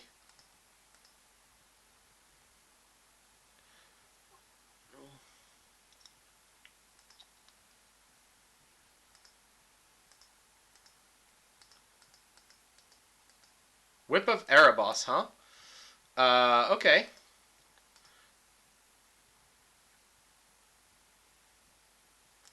I fundamentally don't care. I'm just gonna play Fanatic. If he wants to like swing at me for some lifelink, that's cool. Well, I mean now. I will like destroy the whip. One thing I do like about these red-green decks is like they have access to 6 disenchants basically, which is really good in this format.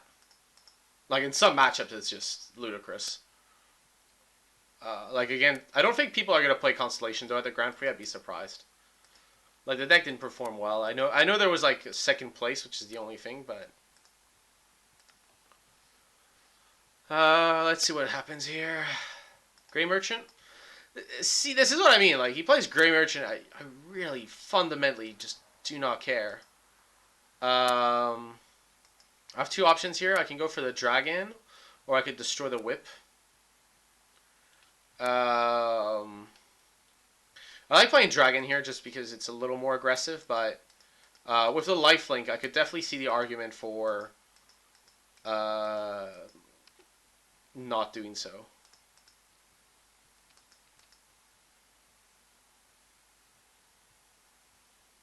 Okay, so he blocks with Grey Merchant.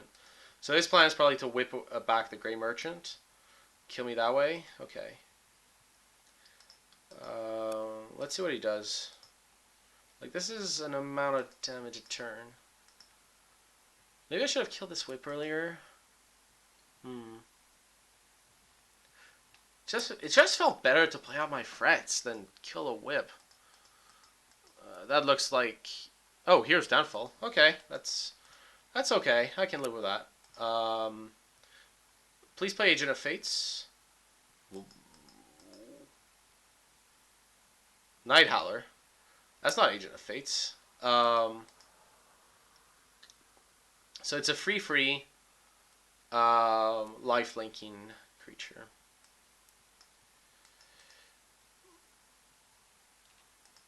I'm going to attack with Fanatic, and on his upkeep, blow up the Whip. Or I'll blow up the Whip, then play Eidolon.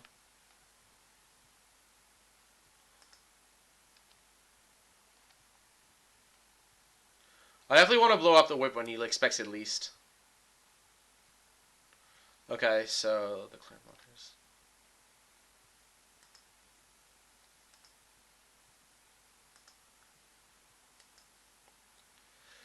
Yep, I'll take my poison.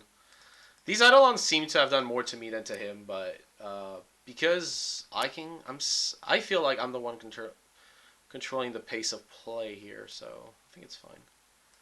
Another whip. Wow. Okay. I guess. I think they only play 2 or 3 post board, so let me see. That's really annoying because that gives him an out when he had none. Ugh.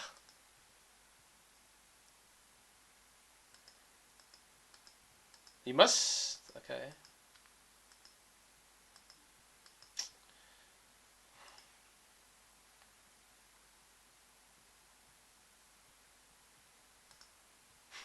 I have a winning play.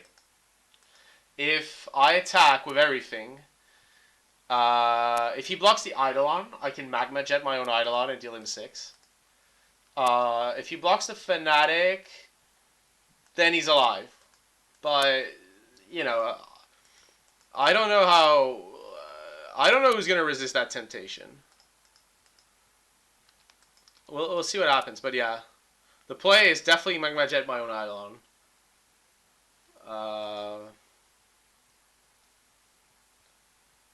Preventing the lifelink. If he blocks the 4/4, he gains some life, but it's not the end of the world. I don't need to do anything, so. He can then Grey Merchant gain 6, but yeah, he can't do anything else. So he's gonna take 8 again.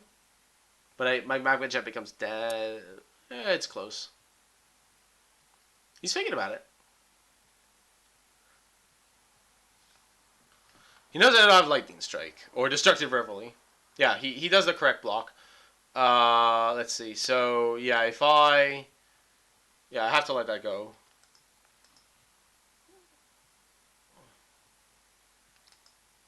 He goes to 4. Okay. So he's gonna go Grey Merchant. I suspect.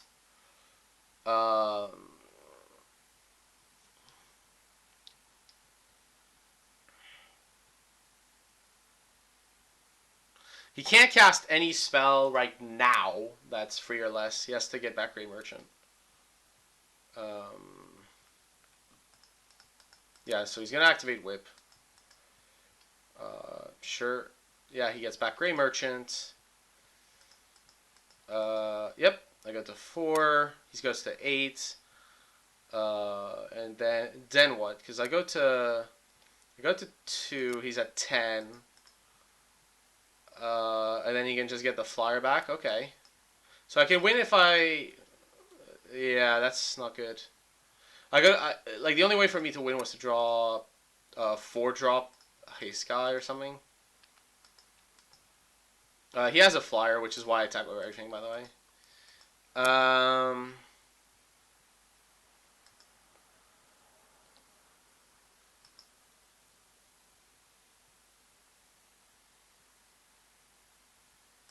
Yeah, he...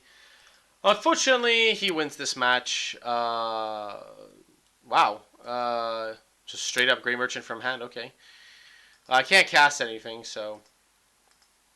Still think the islands were fine there. Just turned out he had 2 whips. I think the angle was fine. Do I want Perforos? Because he can't deal with Perforos. No. I could trade 1 Pulis. I could. Pulis Crusher is such a good threat against him. Like Porphyros it's okay. I don't have Xenagos, so probably not. I'm okay with this configuration. I definitely want the 6 disenchants because yeah, so many threats that are enchantments. Yeah. I don't know if I can play that game differently. Like,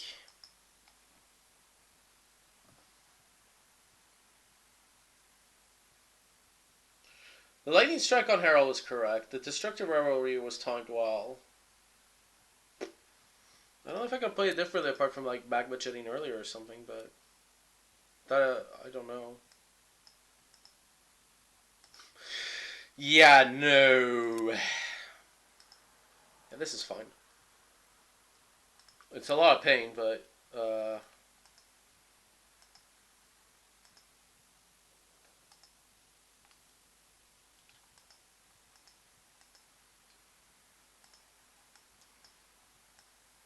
I definitely think I'm favored in this matchup.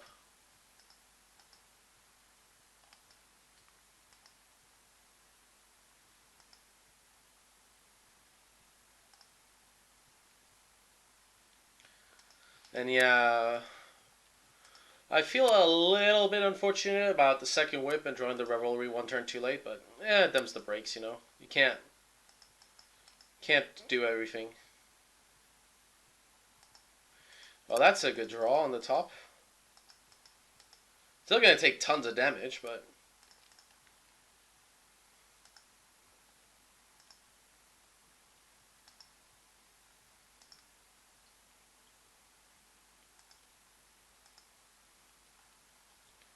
I really like Eidolon of the Great Reveal. I think it's a very interesting card. It makes the game so different. Like, it actually rewards you for playing expensive cards.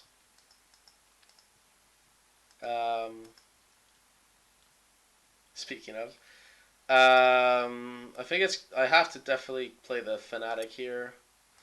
He might have Bile Blight, which is the play that makes the most sense to me here.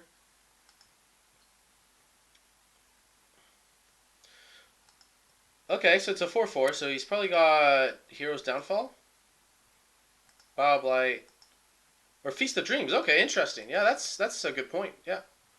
Yep.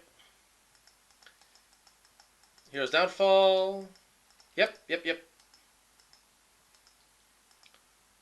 All as per usual. All as per usual. All predicted. Although he's trading 1 for 1 on the draw when I'm mulling in the 6, which is not good. Usually not good. Drown in Sorrow, huh? That's interesting. I think he's got beaten down by this card a little too often. Yep, Drown in Sorrow works. He might have a hand with a fistful of removal, which is going to make this dragon a... He kept Thoughtseize in? Seriously?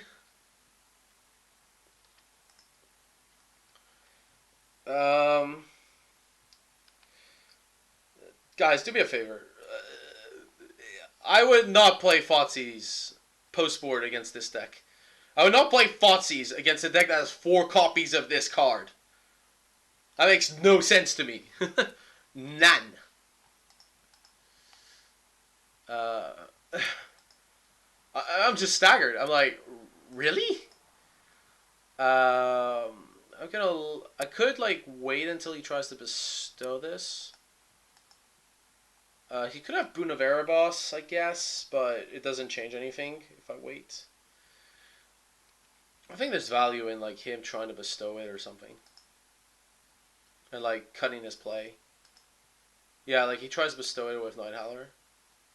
Um, so I can lightning strike the Paint Seer in response. Uh, then a Night Howler comes into play. It's quite large, so I have to unravel the Ether on that. So it doesn't actually change anything. It's land, jet. Okay.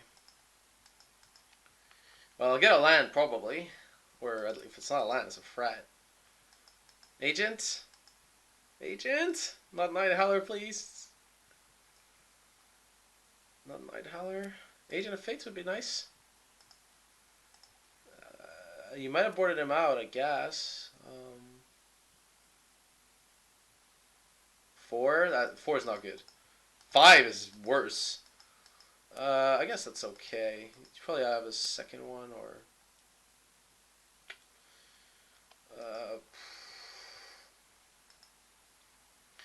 yeah, my default play is not going to be to Magma Spray Jet the Grey Merchant. I may end up doing that if he plays a second Merchant though. Or tries to bestow it, I believe. I'll have to let this happen. This just happens. Okay. This is painful. He probably has a hero's downfall or something, but it's got to be done. Okay, that's acceptable. I hope he doesn't have a huge bestow guy, which he does. Oh, whip. Whip's probably worse. Okay. Thankfully, I have Magma Spray, where its Exile Clause is going to be quite relevant. Agent of Fates, huh? Okay, so this turn's going to be quite important. Uh, just because I can go Destructive Revelry, the Whip, Magma Jet, the Agent of Fates. I need to do this now because I don't want him to get extra mana, I guess, but it doesn't fundamentally change anything. I don't want him to get like Paints here back with Whip. Like, that makes no sense. So first, do I want a Magma Jet or Magma Spray? Probably want a Magma Spray, but the thing is Magma Jet gets me to a threat, so there is that. Definitely need to. It does like deal me 1 damage. I'm gonna hope that's not what does the job. Magma Jet. Okay. Unravel the Ether and another jet.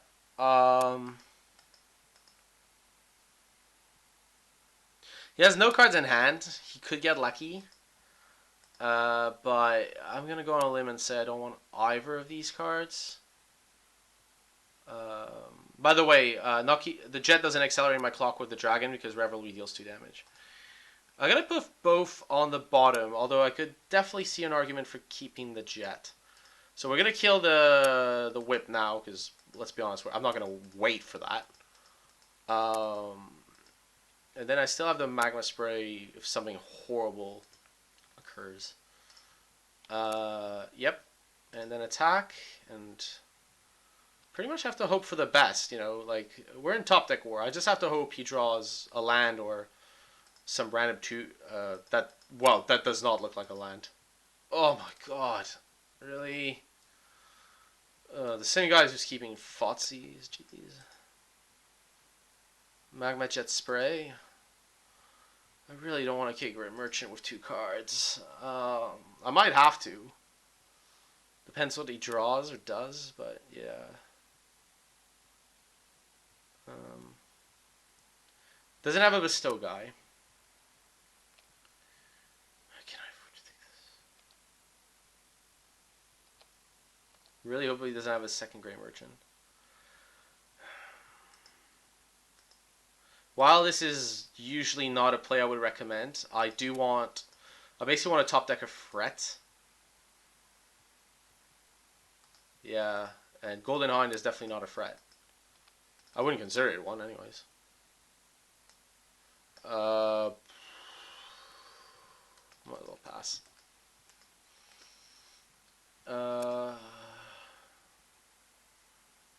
The terrible deck has not been going super well. I'll not be lying. I don't think the deck's terrible. I just don't think it's as well positioned as it was. Um,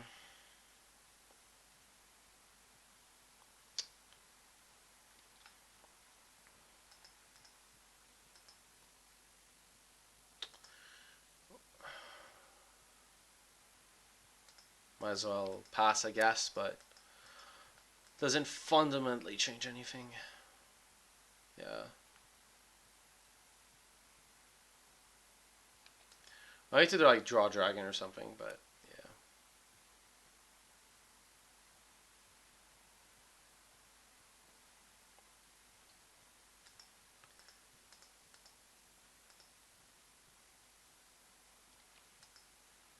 I'm still shocked. Like he kept Thoughtseize. Like I'm still in like some. I just can't believe it.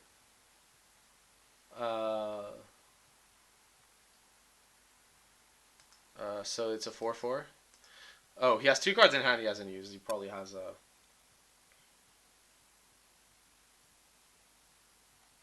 Paint Seer, huh? Are we gonna go for the Paint Seer gamble? Uh, Upkeep. Why is he stopping on my upkeep? That's not good.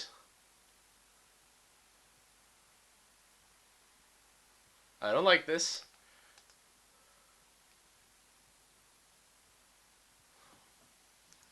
Why would I? Yeah, he can like draw like a Gray Merchant. He has a lot of outs. My out is I can scry first to see what's on top and get more info that way. Um, that does nothing. Like whatever he does with that kills me.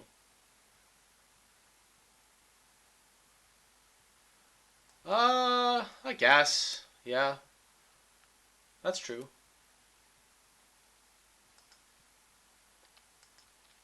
Yeah, I probably should kill the Gray Merchant, but yeah. Put the Destructive early on the bottom because I don't think he's gonna block, but oh, he has Hero's Downfall in the end. Yeah, it's not gonna. My out? I do have an out. Oh, I don't have an out. That doesn't look like an out. Yeah, that's fine. That does not look like when my opponent taps like 5 mana. It looks like the game is over. So yeah, he's got it. He's got it. Yeah, it doesn't matter. Okay, okay. Um, thoughts on the deck? I didn't do very well with it. I'm not gonna lie. So red green aggro, red green aggro. Probably not the deck of choice. I would say. It always felt like I was a little outclassed. Like, if everyone's playing mid range, the deck is probably not like as good as some of the other decks on offer. So I was hopeful. That kind of high win percentage, but uh, okay. So I don't have any other offer matches to offer, unfortunately. Uh, yeah, yesterday's deck seemed a lot better. I agree. I like to explore these decks though, so um, I would offer other matches. It's just like as you can see, the Ferrosbach 8-man cube is empty, so like I'd have to wait around for like about an hour. What I'll do is I'll start preparing the deck for tomorrow. So this deck, let's nope scrape it. It's not. I'm not playing a 2-man because a 2-man gives me a Pharos pack, and a Pharos pack is worth 2.4 ticks. Considering I have to pay 2 ticks to enter, I'll play tournament practice, but I won't play I definitely won't play. Yeah, two-man. I don't agree. Um, don't think Red Green Elspeth is a good choice at all. I think maybe with a Johnny it's okay. Let's see. What could I build? I haven't built bug control yet. Uh, I'd love to play the Daring Thief deck, but it doesn't work online. Let's see. Let's see. What else could I play? What else could I play? Give me a second to check the decks. The options at the Pro Tour. Um,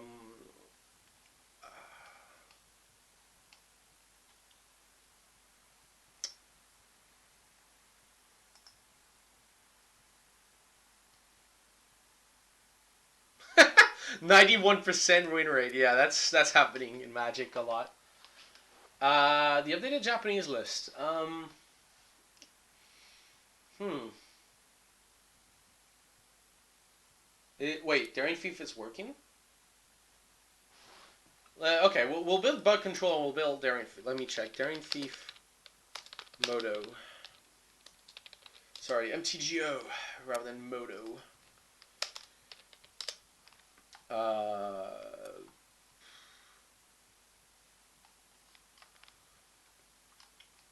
let's put Bug. That probably works. Um, it's been very hush hush.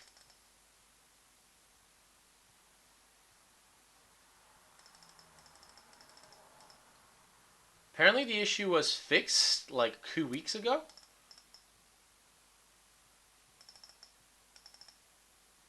Okay.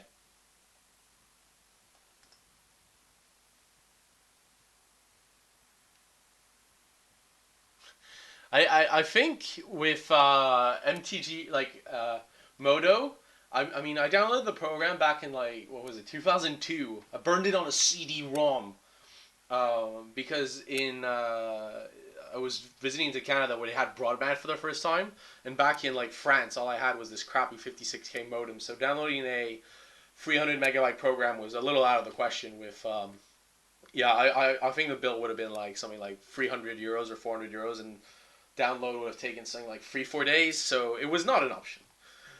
Um, anyways, yeah, let's build the Inspire deck. If it's working, what we'll do is we'll build it. We'll test it like in a two-man to check it's working. Uh, because I like the idea. We can build a bug deck like a little down the line. So let me get that deck for you. I'm a little more optimistic about that deck than I am about the red green deck. The red green deck I was like disbelieving, waiting to be like converted, and yeah, it turned out it wasn't. So, Theros block. Oh, I got 2 packs. Woohoo! So they probably split in the finals. Right. So we've got some temples. Temple of Deceits, even. At 4. And then we have Daring Thief. This deck looks wrong, by the way. It looks particularly weak.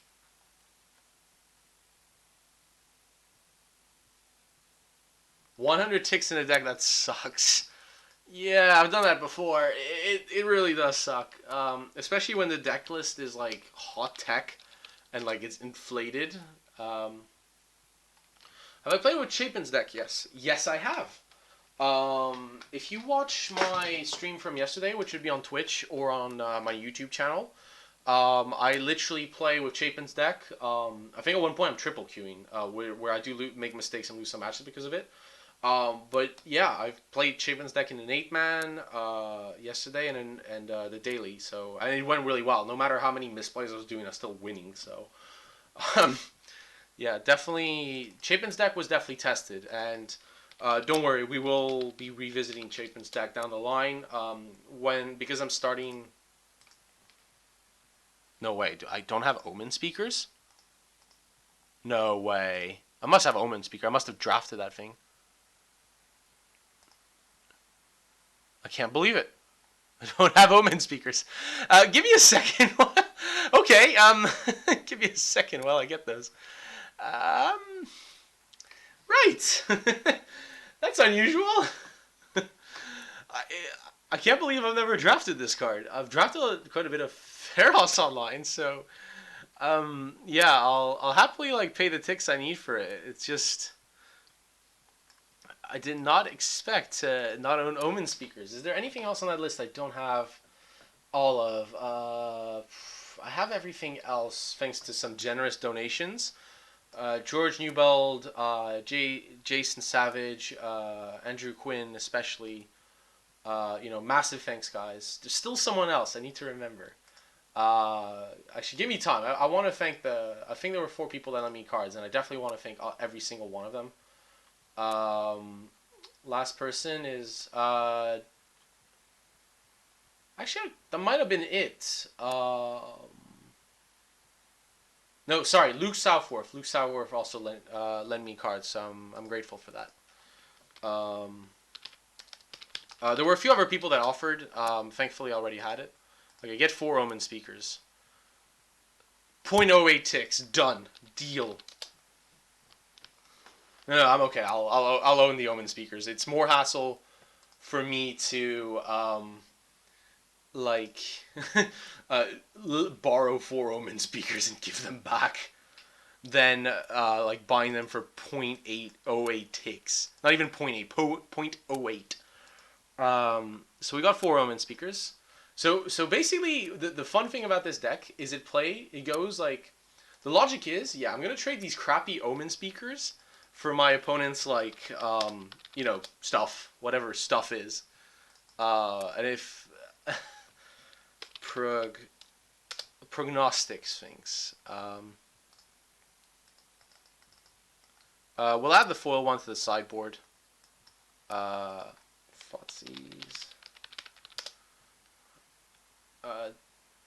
Fotsies is interesting because there's only 3 in the board, and I'm gonna play the list as is. Yeah.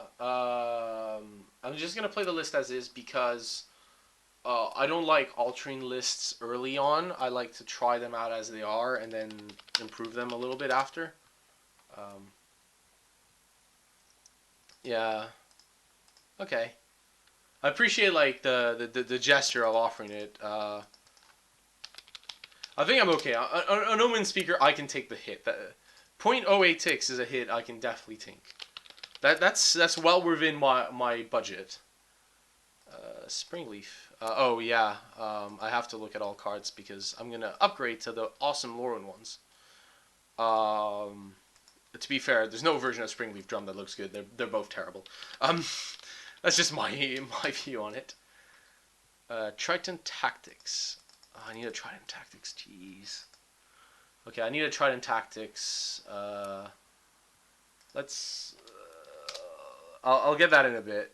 Just in case I've missed a card. I need a null.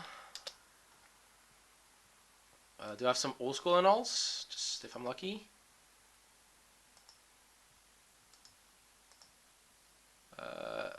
It always adds the... Sweet. Oh, wow. Yes. These are the annuls you want. You don't want the crap. You want the Urza Saga annuls for sure. Definite upgrade. Add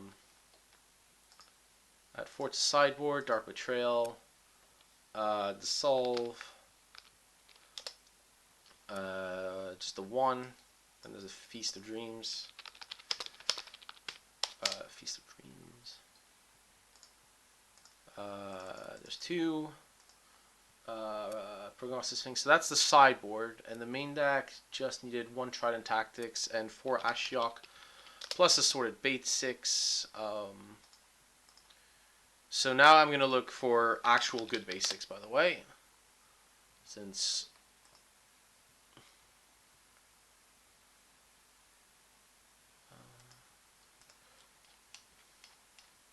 the one pimp factor I have allowed myself on this platform is this.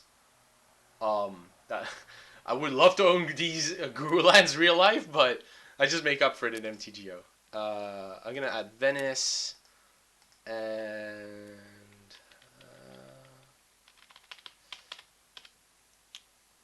basic land selection is definitely important. You definitely want quality basics. None of this rubbish. Okay, so I like these. Swamps I have less favorites for. Um, this one's fine. This one's pretty good. That one's pretty bad. It's one of the worst promotional ones I find. I prefer like non-foil. Where are the Guru lands? There's some here. There we go. Actually, I'm just going to put like all Gurus minus those.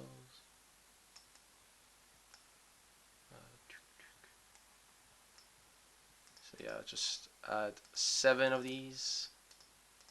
And I need Trident Tactics, and we're good. We're good to go. I think this deck is really cool. Like, I will be happy testing it, and unlike the other deck, this deck probably beats mid-range. So, let's see. Trident Tactics. The one. The one and only Tactics. This is not about to make their money. The 0.05 pieces of cheese that no one else wants. But somebody wants it for their constructed deck. Some maniac. So, we're going to go away from all cards. We're going to just load up Trident Tactics. And then save as... I want to call this deck Inspired Revolution, but it is known as GAT. Oh, sorry, GTA, Grand Theft Ashiok. Okay. Deck is built. Let's look at the deck by converted mana cost.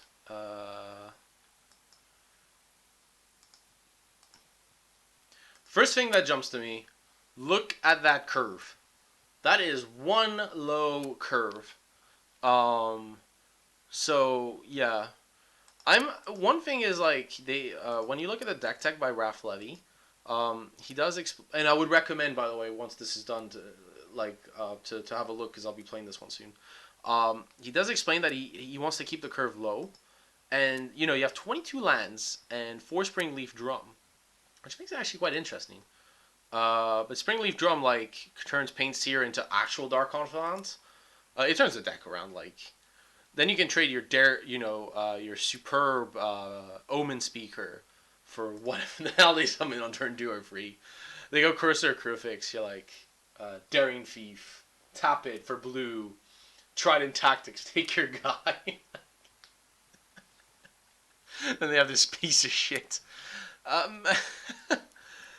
I like this deck. I like the concept. I like the fact that Daring Thief matches extremely well against... it does match well against Prognosis Sphinx, because they have to trade a card every turn. Because trust me, your Daring Thief... Yeah, it's good. I really like this deck. It's a little too late, and there's no one in the queue to really like get it through its paces, but I'm going to be playing this deck either tomorrow or Thursday. So let's keep an eye out on that one. Actually, what I'll do is I'll build the bug deck, the bug control deck, and then play this deck in a 2-man tournament practice, so we can double check the Daring Thief works, and then yeah. Okay, so new deck, bug control. I'm about to put together the most dominant, maybe not the most dominating in terms of like the most obnoxious deck I think at the Pro Tour, the one that was played by the most people. I want to play the one by, one sec, I'm just looking for top 8 deck lists. Personally, I want to play the one by the Pantheon guys, the one with Reaper of the Wilds, rather than the guys by the Channel Fireball team, because I think the one by the Pantheon guys, they had a higher win rate with it. And yeah. Hmm. So if you guys need the deck list, it's the one that Duke played. Um, it only played one Reaper of the Wild's main. That's interesting. Okay, so by the way, they hedged. So Reed Duke played one Pelucranos and one Reaper of the Wilds. Um, I think having two Reaper is straight up better, so I'm gonna build that list like that. So back to Pharos block. Uh, so we have Mana Confluence, um, two of uh, Temple of Deceit. Uh, yeah, and the mystery one. There we go. That was easy. Uh, Courser. So now we've got our four coursers. Sylvan Car, and I'm gonna have to go at all cards because it's a promotional. I'll get the basics as well while we're at it. Right, and then show all versions of Island. This deck has one island, 5 forests, and 6 swamps. It's basically a black-green. So you guys understand, while it's called Bug Control, it's basically a black-green deck at heart. It just happens to. I think the blue is more of a splash than the actual thing. Another card I'm going to see if I can add is One War Spheres, just to see how it works out. Um, I'll be honest, I suspect it fills the same role as Psychic Intrusion. Um, yeah. I'll have a look. So anyways, 3 forests, 5 forests, right? Yep. Yep. Okay. And swamps. Swamps, we have 6 swamps.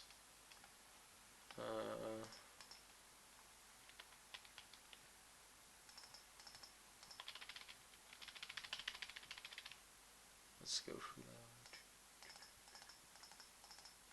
So yeah, the other difference is like the Pantheon guys played 26 lands and the Channel Fireball guys played 24. Honestly, with Squirelands in the format and Courser, I am in favor of playing more lands. The rationale for me is you're gonna out control each other, and lands are almost never dead in the deck because you got Courser off the top, you've got Pronoctis things that you have to defend. You probably have to keep a land or two. So if you look at the Pro Tour coverage in detail, you'll notice that people have been keeping lands like instead of casting them. That wasn't for bluffing. That was just because they needed to defend Prognostic Sphinxes in the late game. Speaking of Prognostic Sphinx, let's just double check. I don't need anything else in all versions. Nope, we're okay. Pharos block. So we're going to add our 4 Sphinxes. Then we're going to put Reaper of the Wilds times 2. I'm pretty sure this deck wants Reaper over Pelucranos. It's like the hexproof is so much more well positioned. Oh, sorry, Sylvan Carrot I've already put. So this deck plays 14 creatures. Okay, so we have Bile Blight. Interestingly, this deck doesn't play Fotzi's main deck, and it plays up Psychic Intrusion instead, which is interesting. I believe the Channel Fireball version plays Fotzi's main. Yeah, so the Channel Fireball version plays 4 Fotzi's main deck, and it plays the 4 Fotzi's over probably lands, and it plays it. Oh, what does it play it over? It plays it over the Read the Bones, I believe. Yeah, plays it over the Read the Bones and the Drown in Sorrows. So the Pantheon's bug list is more anti-aggro, and the Channel Fireball, it's a bit weird actually, because the Pantheon's one is more anti-aggro and has 26 lands, and the anti-control one only has 24. When usually you want more lands in the mirror, so I'm a little confused as to how they came to their versions. I suspect this deck can still be tuned. We're gonna play Free Drown Sorrow,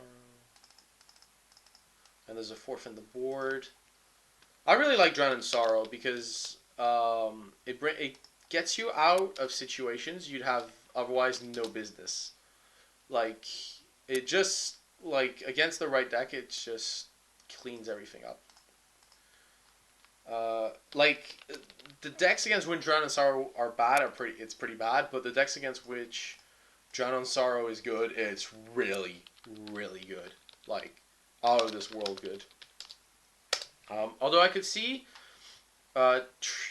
here's the thing: I could see cutting the Drown in Sorrows for the Thoughtseizes that are in the sideboard, like changing them around. I could definitely see that. No question about it. I think, yeah, they played Free Thoughtseize. Oh, this deck played 2 Psychic Intrusion and played 1 on the board. I will want to test War Spheres at some point in this deck. Not right away, but yeah. Unravel the Ether. There we go. Sorry, they only play 1 main deck. Silence. Yeah, so Silence the Believers is a 4 of. Yeah. You're going to have to... Sorry, whatever you do, you're going to have to learn to play around this card. This is going to be obnoxious. Like, it's going to be everywhere. So you're going to have to be prepared to deal with this card. Because when it's kicked for 7, like up to 7 mana, like if you ever get 2 creatures with it, yeah, the game is nearly over. So this deck played 3 Kioras. It did not play a single Kiora's Dismissal, I'm glad to say. Feast of Dreams.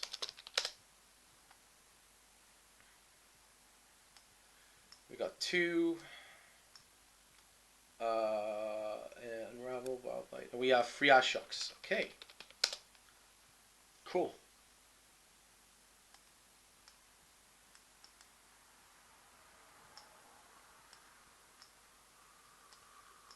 Okay, so...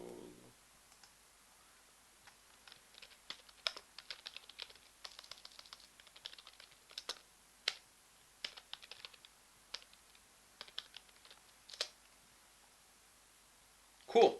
Okay, we're gonna give the Inspired deck a spin, but I'll be playing both these decks in different dailies over the next couple of days. So if you wanted to see Bug Control, don't worry. Plenty of time to see Bug Control. I mean, I'm gonna have to test that deck for sure. Okay.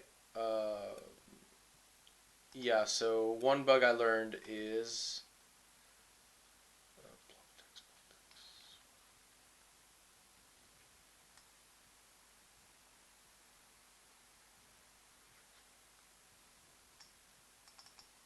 Yeah, one bug. If your decks don't appear, you can just like get out of the folder and get back in.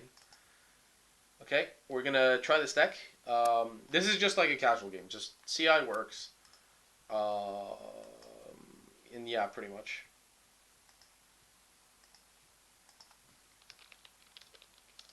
I hope he wakes up. He hasn't woken up. We're gonna leave.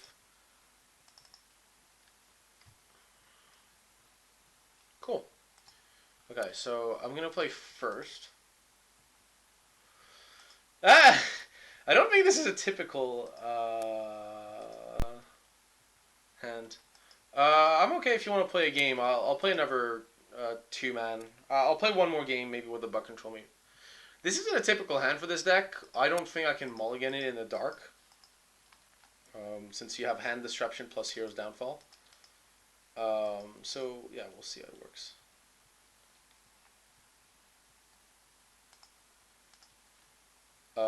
I want Painseer down. I think Sylvan Carriage is the only thing that's going to come down that might punish me. Yeah. I don't think there's much that kills Painseer. My opponent happens to have it, but there wasn't much. Just immediately punished. I would still make that play. He has to play untapped land and have Bile Blight, and most lists don't have more than like one Bile Blight. So I would do that play again. Like this deck doesn't have more than one Bile Blight. Um, doesn't answer my question as to what I'm going to do about this hand. I have a few options. I mean, Unravel the E. I personally want to take a Courser, so he has to use a removal spell on my crappy Brain Maggot. But let's see. Like taking the Courser makes little sense to some degree.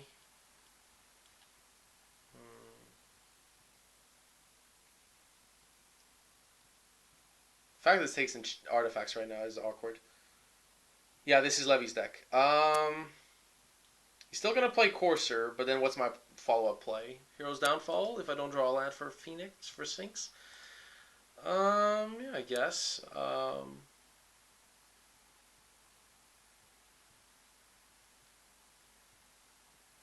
He doesn't have any blue. This is tough. What would you guys recommend here? I'm a fan of. The Hero's Downfall is not doing anything. I take the Courser if there was only one, but there's two. If I take Courser, then Hero's Downfall, it's a lot of work. I'm gonna take the Unravel, which might be incorrect, but yeah, it might be incorrect.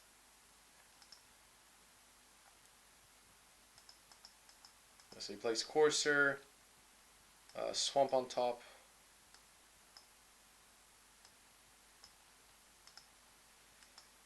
Okay. And from now on, my Sphinx is basically... My Hero's Downfalls are basically like this, protecting my Sphinx. That's their job in life. That's their mission. Silence the Believers. Okay. Yeah, so plays a land that I know about. If he plays Cura here... oh no, he can't play Cura. Thoughtseize? Oh yeah, he had one random card. Okay, he Thoughtseizes me. He takes a Hero's Downfall. I can't do anything about that. So he's got Courser, Hero's Downfall. Maybe I should have taken the Hero's Downfall over the Unravel then. But the Unravel would have... oh well.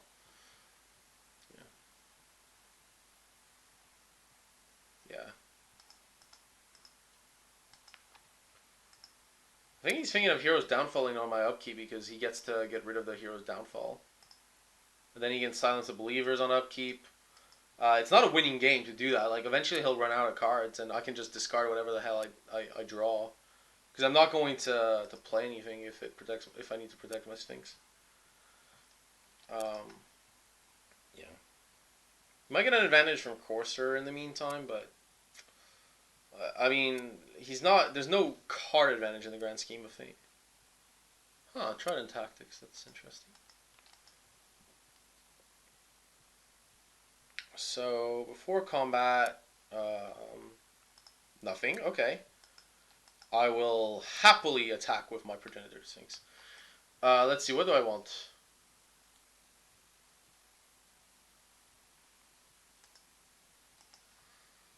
Okay. He has Hero's Downfall, so Ashok's a lot worse. As is Pain's here, but I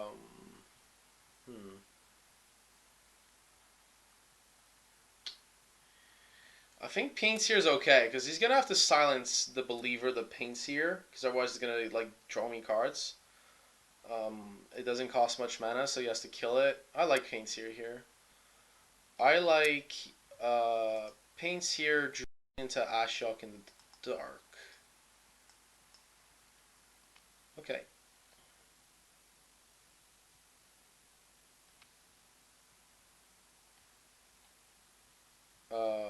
He could like kill this and then unravel this, but he does that. He does it. Like it doesn't matter too much. Yep, pass the turn. If he plays Hero's Downfall, I'm pretty happy. He has Hero's Downfall, Cura, and Forest. That is definitely not the moment to do that.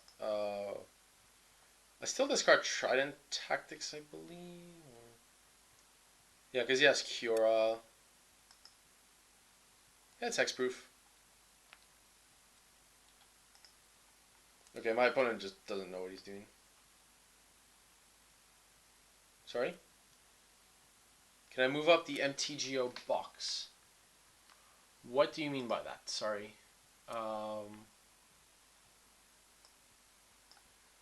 This one, you mean? The thing here? Oh, okay. The library thing? Yeah, sure. Okay, so he played that from library? He must have. Yeah, he must have played that from library. So that's going to allow him to get an advantage with Kiora. Which is unfortunate for me. Yep, I'll take 2.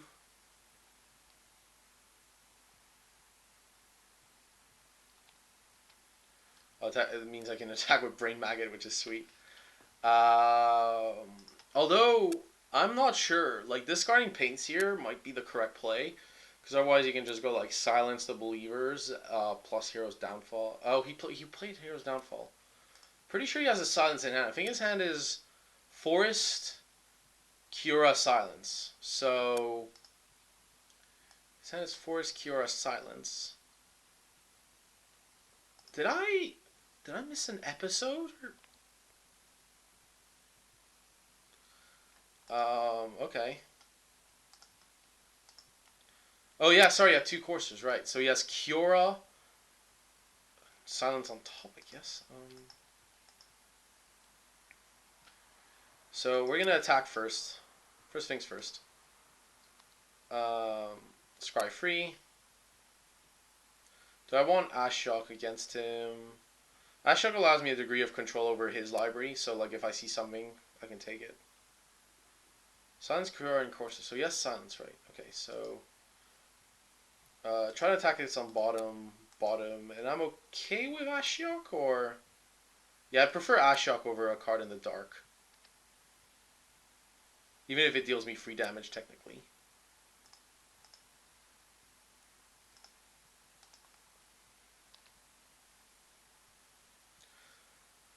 So he draws Silence the Believers. He has a Forest, which is fortunate for him.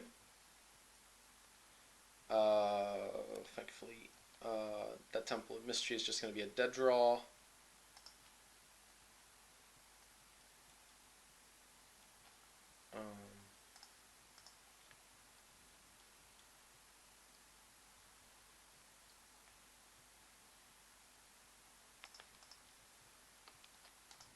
He's got 6 mana.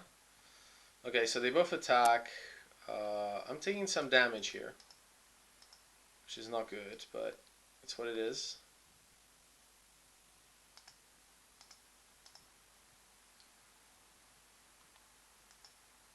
Okay, so I'm going to take free from Ashiok. Which is fine for now. Silence the Believers, so yeah, I'm going to save my guy.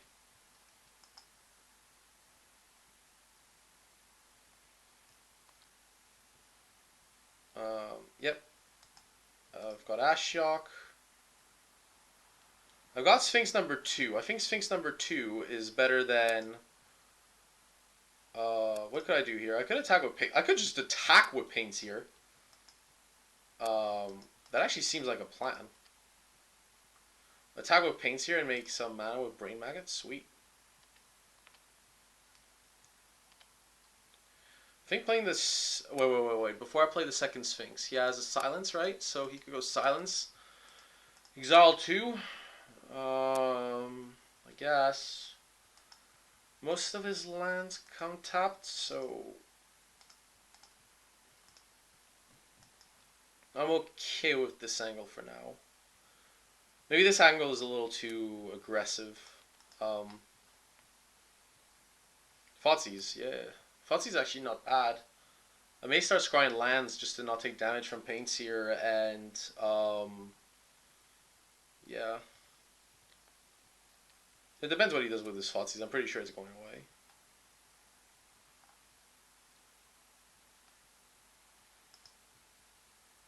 So yes, Cura and Silence the Believers. Okay.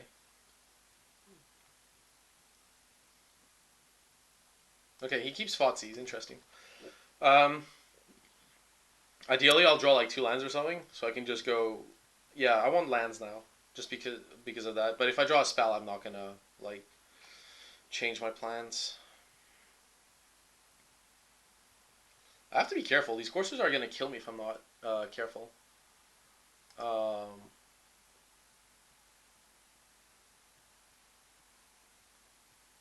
yeah, I agree. This thing is Dark Confidant. You're a control deck. You should be killing Dark Confidant on sight. Um, yeah, well, I agree, 100%. 100%. So he's gonna play Cura. Oh, and then he's gonna play Thoughtseize. Okay, that makes sense to me. I will be killing Cura for sure. Hopefully it's not a land on top because that would be horrible for me. Okay, it's a dissolve. I'm okay with dissolve. Dissolve does nothing. Um, yeah, he can take the Ashock. There's nothing I can do about it. Um,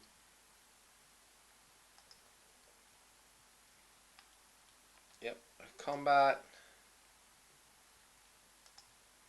Sure.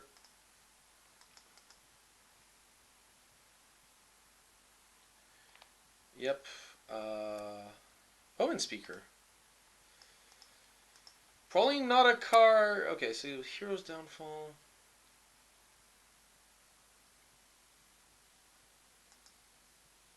At this point, I don't actually care about Unravel the Aether. Let's see. I'm gonna kill Kiora. And attack my opponent. Is this the play I want to make? Like, it Silence the Believers is definitely gonna work. Whatever I do. I probably want the Omen Speaker actually in play. As strange as it sounds. Scry free. Daring. Ooh, whoa. We have King Makar, the Gold Cursed. What do I want to do here?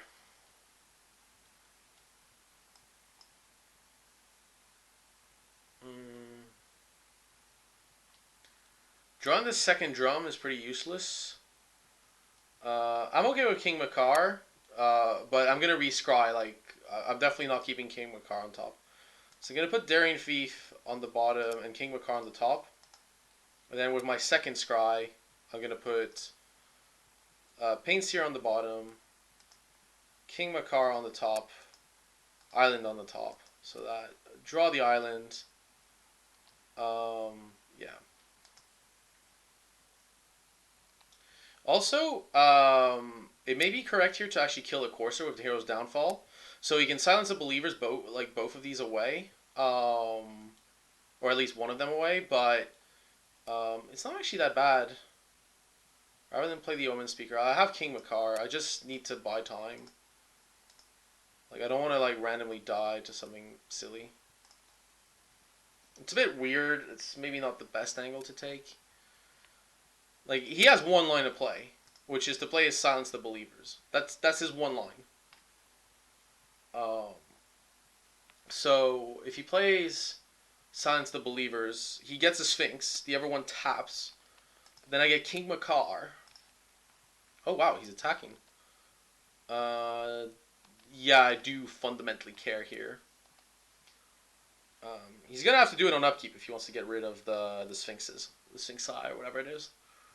Um, and this, I mean, Dark Confidant is good, but this is probably when Dark Confidant stops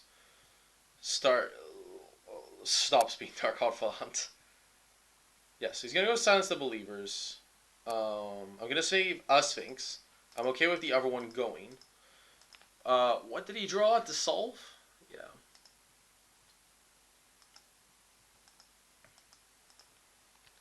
That's fine.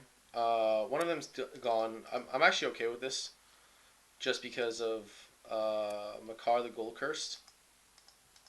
So I could attack, but I'm not too worried here. I don't need to attack with Paints here. I don't need to take any risks here. I'll attack with Brain Maggot, but I take no risks here this way. There's nothing he can do. He has yeah, so he has Sylvan Caryatid and Dissolve, and I care about neither of those cards. Okay, so he has Thoughtseize on top, which he's gonna remove if he has any sense. So he has a Sphinx. Okay, this is pretty good against that. Really? I guess, but guess you have to stem the beating somehow.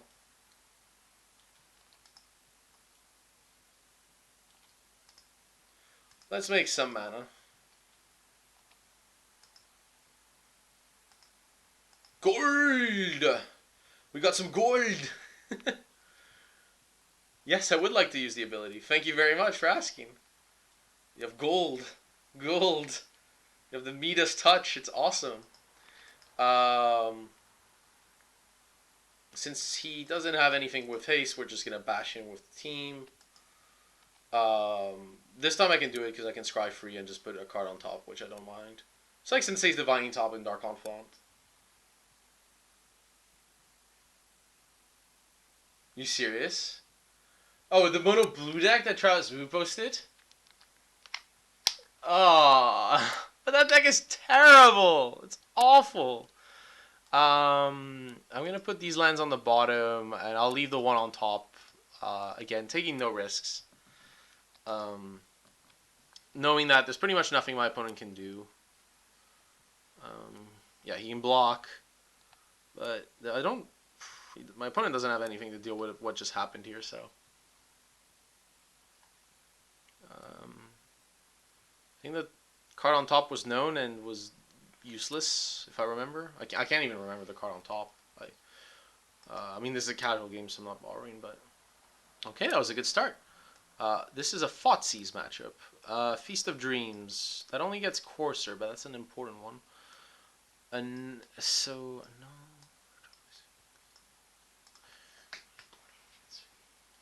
He's probably boarding in Drown in Sorrow against me. The Force Sphinx is definitely correct. Dissolve is correct. Annul only stops Courser, and there's nothing else I can think of in the deck. Yeah, I mean, to be fair on Travis, like, he's right to, like, post the stuff. I think it's cool. Like, I honestly think it's cool, but come on, that deck is terrible. Like, I read the article and it makes you want to play it, but that deck is awful. Like, that deck cannot beat a Drown in Sorrow in ages. It can barely beat removal. Yeah, I do like the interaction between Master of Ways and Hall of Triumph, though. I love that interaction, and I'll probably try that out in Standard, where the mono blue deck is, you know, actually good. Let's see, we got some Dark Betrayal, some Bile Blights. None of this stuff really matters. We got a Feast of Dreams, which is good against Courser. I think we only want these 5 cards. What's not good against my opponent? Bob Light is definitely not good. Bob Light is awful against this. It's even worse. Worse? Is this possible? Anyways, Hero's Downfall is just good general all-purpose removal, killing Walker's End. I'd say Trident Tactics is probably the worst card. I mean, you do get the surprise factor, but yeah.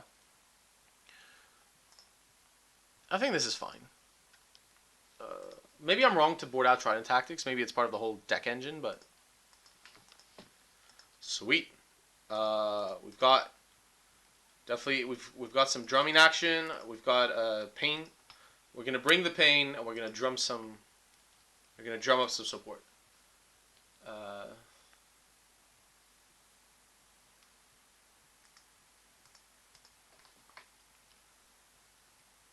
Oh no, that's the deck I was talking about.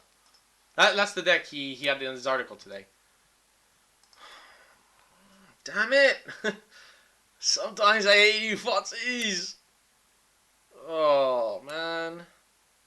Takes the Ashiok. Takes the Ashiok. That can't be good. When my opponent takes Ashiok with a Pain Seer, that's not good, but I still have to cast Pain Seer. Painseer's living? Okay. That's your choice. I'm cool with. I'm game.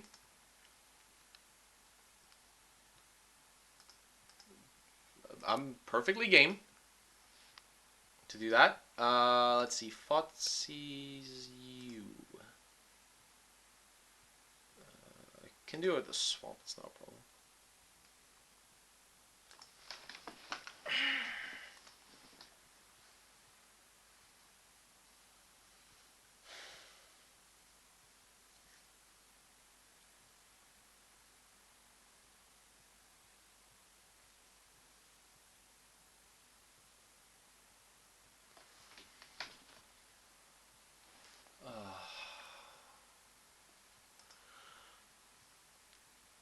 By the way, this deck is fun, but wow, this is not an easy choice. I'm gonna have trouble with Sphinx once it resolves.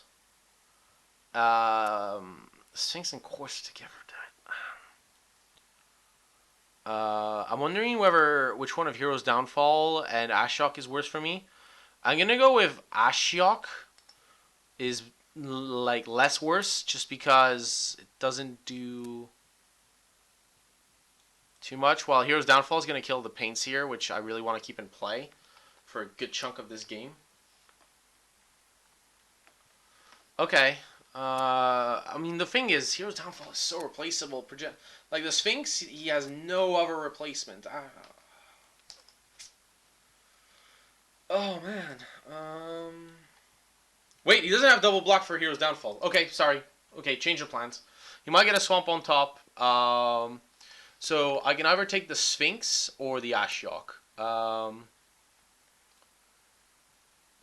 Taking the Ashiok might be better, because then he'll be out of cards for the Sphinx, because he needs every card he needs. Okay, that robs him of a play. I mean, he's gonna go Carotid anyway, so yeah, I'll take the Ashiok here.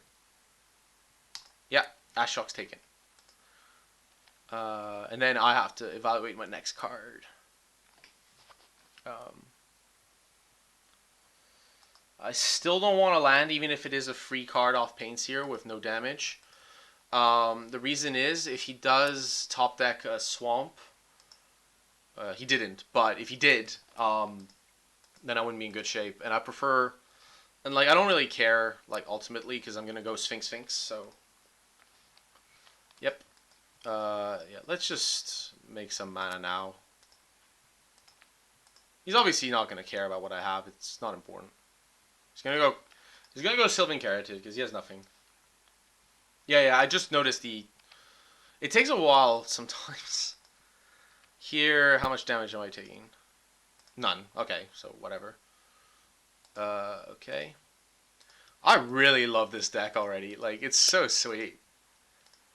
Yep. Sphinx is in the house. Yep. So he keeps failing to find lands. Yes. So he has Hero's Downfall, which I would cast here, but maybe Sphinx is better. Yeah, Sphinx might be better. One option I have is I could decide to not attack with either Sphinx.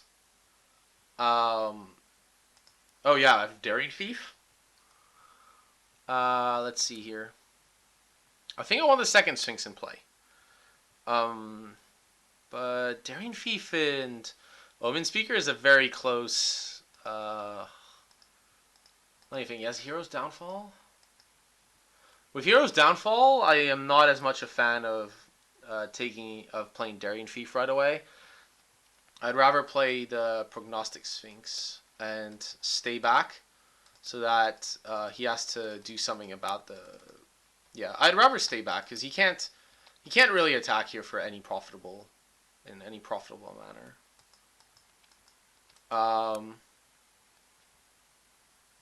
He is gonna hit land eventually, I would guess. Nope. So he has Courser, Sylvan, Hero's Downfall. He's gonna play Sylvan at least, since it's free. Then I have Daring Thief. And Daring Thief is gonna start doing something very important which is it's gonna threaten the trade of Omen Speaker and Sphinx. Although it could like trade for the Courser. Yeah, he plays Courser, and he has another Courser on top. Sure. Okay, and then he plays Caryatid. Okay, so we're just gonna see some pain. What do I get? Swamp. That's perfectly acceptable. Let's see.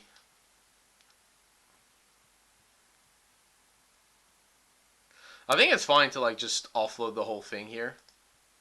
Because I'm drawing enough cards that I can protect my Sphinxes against most things here. So, I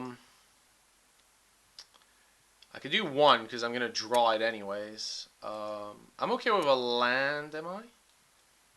Oh no, I'm not tapping the Paints here. I'm tapping the Daring Thief. Yeah, we're putting these on the bottom.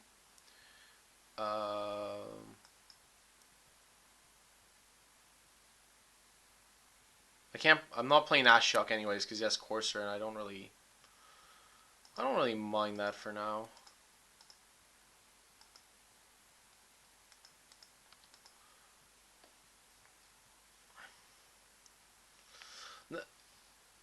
Now the beauty of this is I don't need to do anything. I can just make him discard a card per turn, and then have Ashiok in play. Oh yeah, Sphinx on top. Okay, I will play Ashiok there, 100%.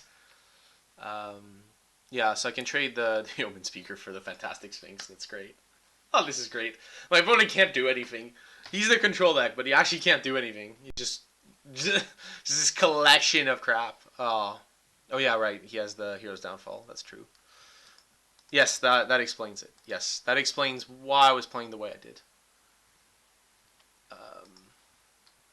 He definitely needs to kill the Daring Thief. 100%. Okay. Yep. Let's tap Paints here. I still haven't established if the Daring Thief works or not, which is really the objective here. Not like if it works, like, oh, is it a good card, but does functionally does it work? This is interesting. I'm first going to play Ashiok, because I actually know his cards in hand.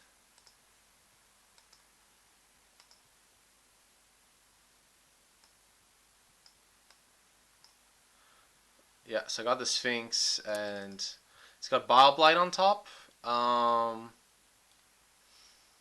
Blight kills the Paints here without me being able to do much about it. Play Brain Maggot.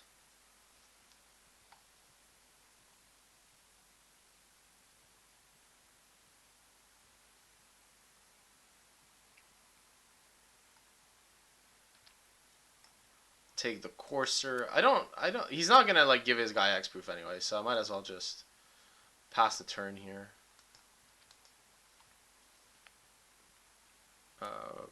I don't need to attack. I don't want him to like get an advantage off the Sphinx, really. Temple of Deceit, that's pretty good. Gains him 2 life. Advances a game plan. He sees Fotsies. Cool.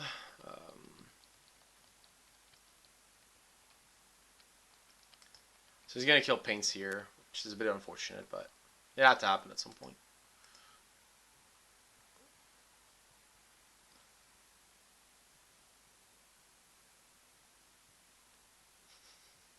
He was sad beating Marco. Awesome. That has a lot of value. Oh, he wants his Courser back. I don't think my opponent understands that Courser Crew Fix is really not what he's trying to do. Okay. Because my opponent has a Forest on top, I'm not going to Ashiok, I believe. I may like lose the Ashiok and put his Sphinx into play. That's definitely on the cards. Drum. Hero's Downfall. Okay. So what we're going to do is we're going to Fotsies our opponent. Take the Sylvan Caryatid. Hero's Downfall, there's Sphinx.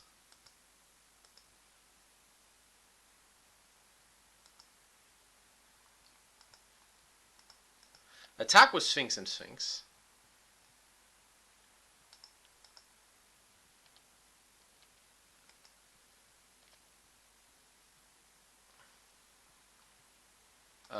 Yep, all that stuff can go to the bottom. Bottom. Bottom. Yep.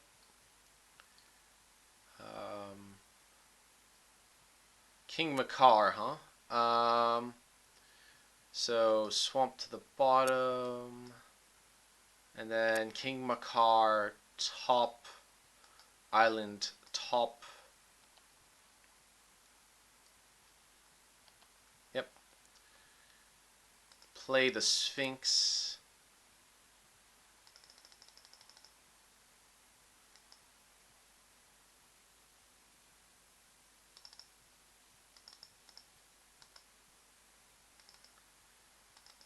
Play the Nightmare Sphinx. And I guess it's his turn. Cool.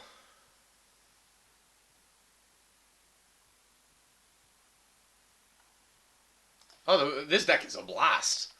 I still haven't had a chance to try Daring Thief, which makes me a bit annoyed, but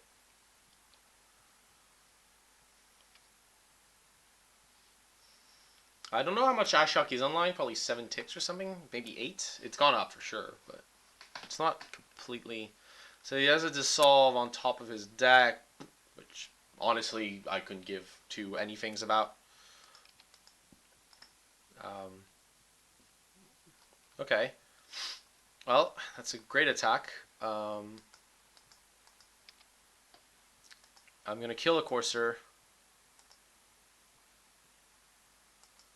I could just block 2 Coursers. It's not a problem. There we go. That's fine. I could double block, but I want to still keep drawing cards off. Senor Paints here. He's got... Yeah, there we go. He's at 18, so I'll be playing King... I'll be playing King Makar. Moto's lagging a bit, by the way, now, so I'm going to take the hint and call it a night. We're definitely going to play this deck a little more. I'm probably going to play the Bug Control deck tomorrow in dailies. And this deck on Thursday once I've definitely narrowed out the Daring Thief bug is fixed. Because if the Daring Thief bug is not fixed on this deck, it's kind of awkward. Okay. So... Sphinx, go.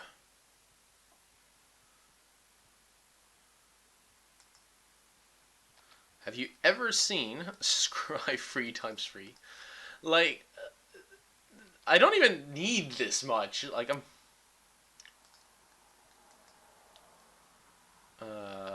put King Makar on the bottom. Yeah, I could make my second drum. That is a good point. Let's put Daring Thief on top. I'm literally going to leave my opponent alive just to see if Daring Thief works, by the way. This is just a casual game, so it makes sense. I don't need any of these. Like, I just want a low-cost card to, like, not die to, like, to draw off Painseer. That's it. Doesn't have to be a land. Like, a 1-drop's fine.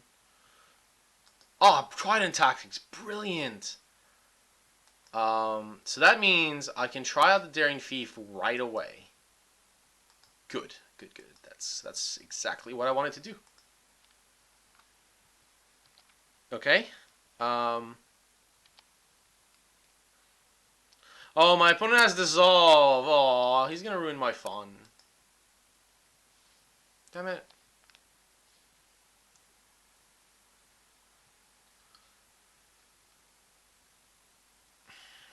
Oh, he conceded the match. Okay. Daring Thief is not gonna work if I play Solitaire. I'm gonna call it a night, guys. So tomorrow I'm either gonna play the deck you just saw, which is the blue-black control deck, or sorry, Inspire deck, or I'm gonna play Buck Control Um, this is the Pantheon version. I gotta be honest. Look, the red green deck was not. It did not match my expectations at all. It was terrible. I went, I think one free or two free or something. Um, Lost a few ticks, but that's part of the game. Definitely not on par with Chapin's deck in the field. Um, Maybe I face some random decks, but if the whole field becomes mid range, I don't think the red green deck is where you want to be. It doesn't suit my personal strengths either, so yeah. We're gonna continue. The Chapin's deck is still shortlisted. We're gonna try this the bug deck and the blue black deck, see how they work. I'm pretty sure the bug deck is not the best in the format, but we can try it out. And then yeah. So by the way, if you missed any of this stream, it'll be on Twitch soon. I'm gonna upload it to YouTube overnight. By the morning, you'll be able to see it on my YouTube channel. There's also an interview with Fabrizio on there about the block format, which you can check out. It's on youtube.com. Then my channel is Walla Oompa. Um, I'll play the interview anyways on Thursday on stream, probably. I may play a Johnny. No, yeah, I'll probably play that on the Friday or Saturday. I want to get a few more ticks first because Johnny is still not cheap, unfortunately. And it's one of the few cards I don't have from this set. So yeah, that's pretty much it. Guys, thanks a lot for tuning in. I'll probably start tomorrow around again 9:45, 9:50 p.m. and stick around for about 3 hours. So yeah, thanks a lot.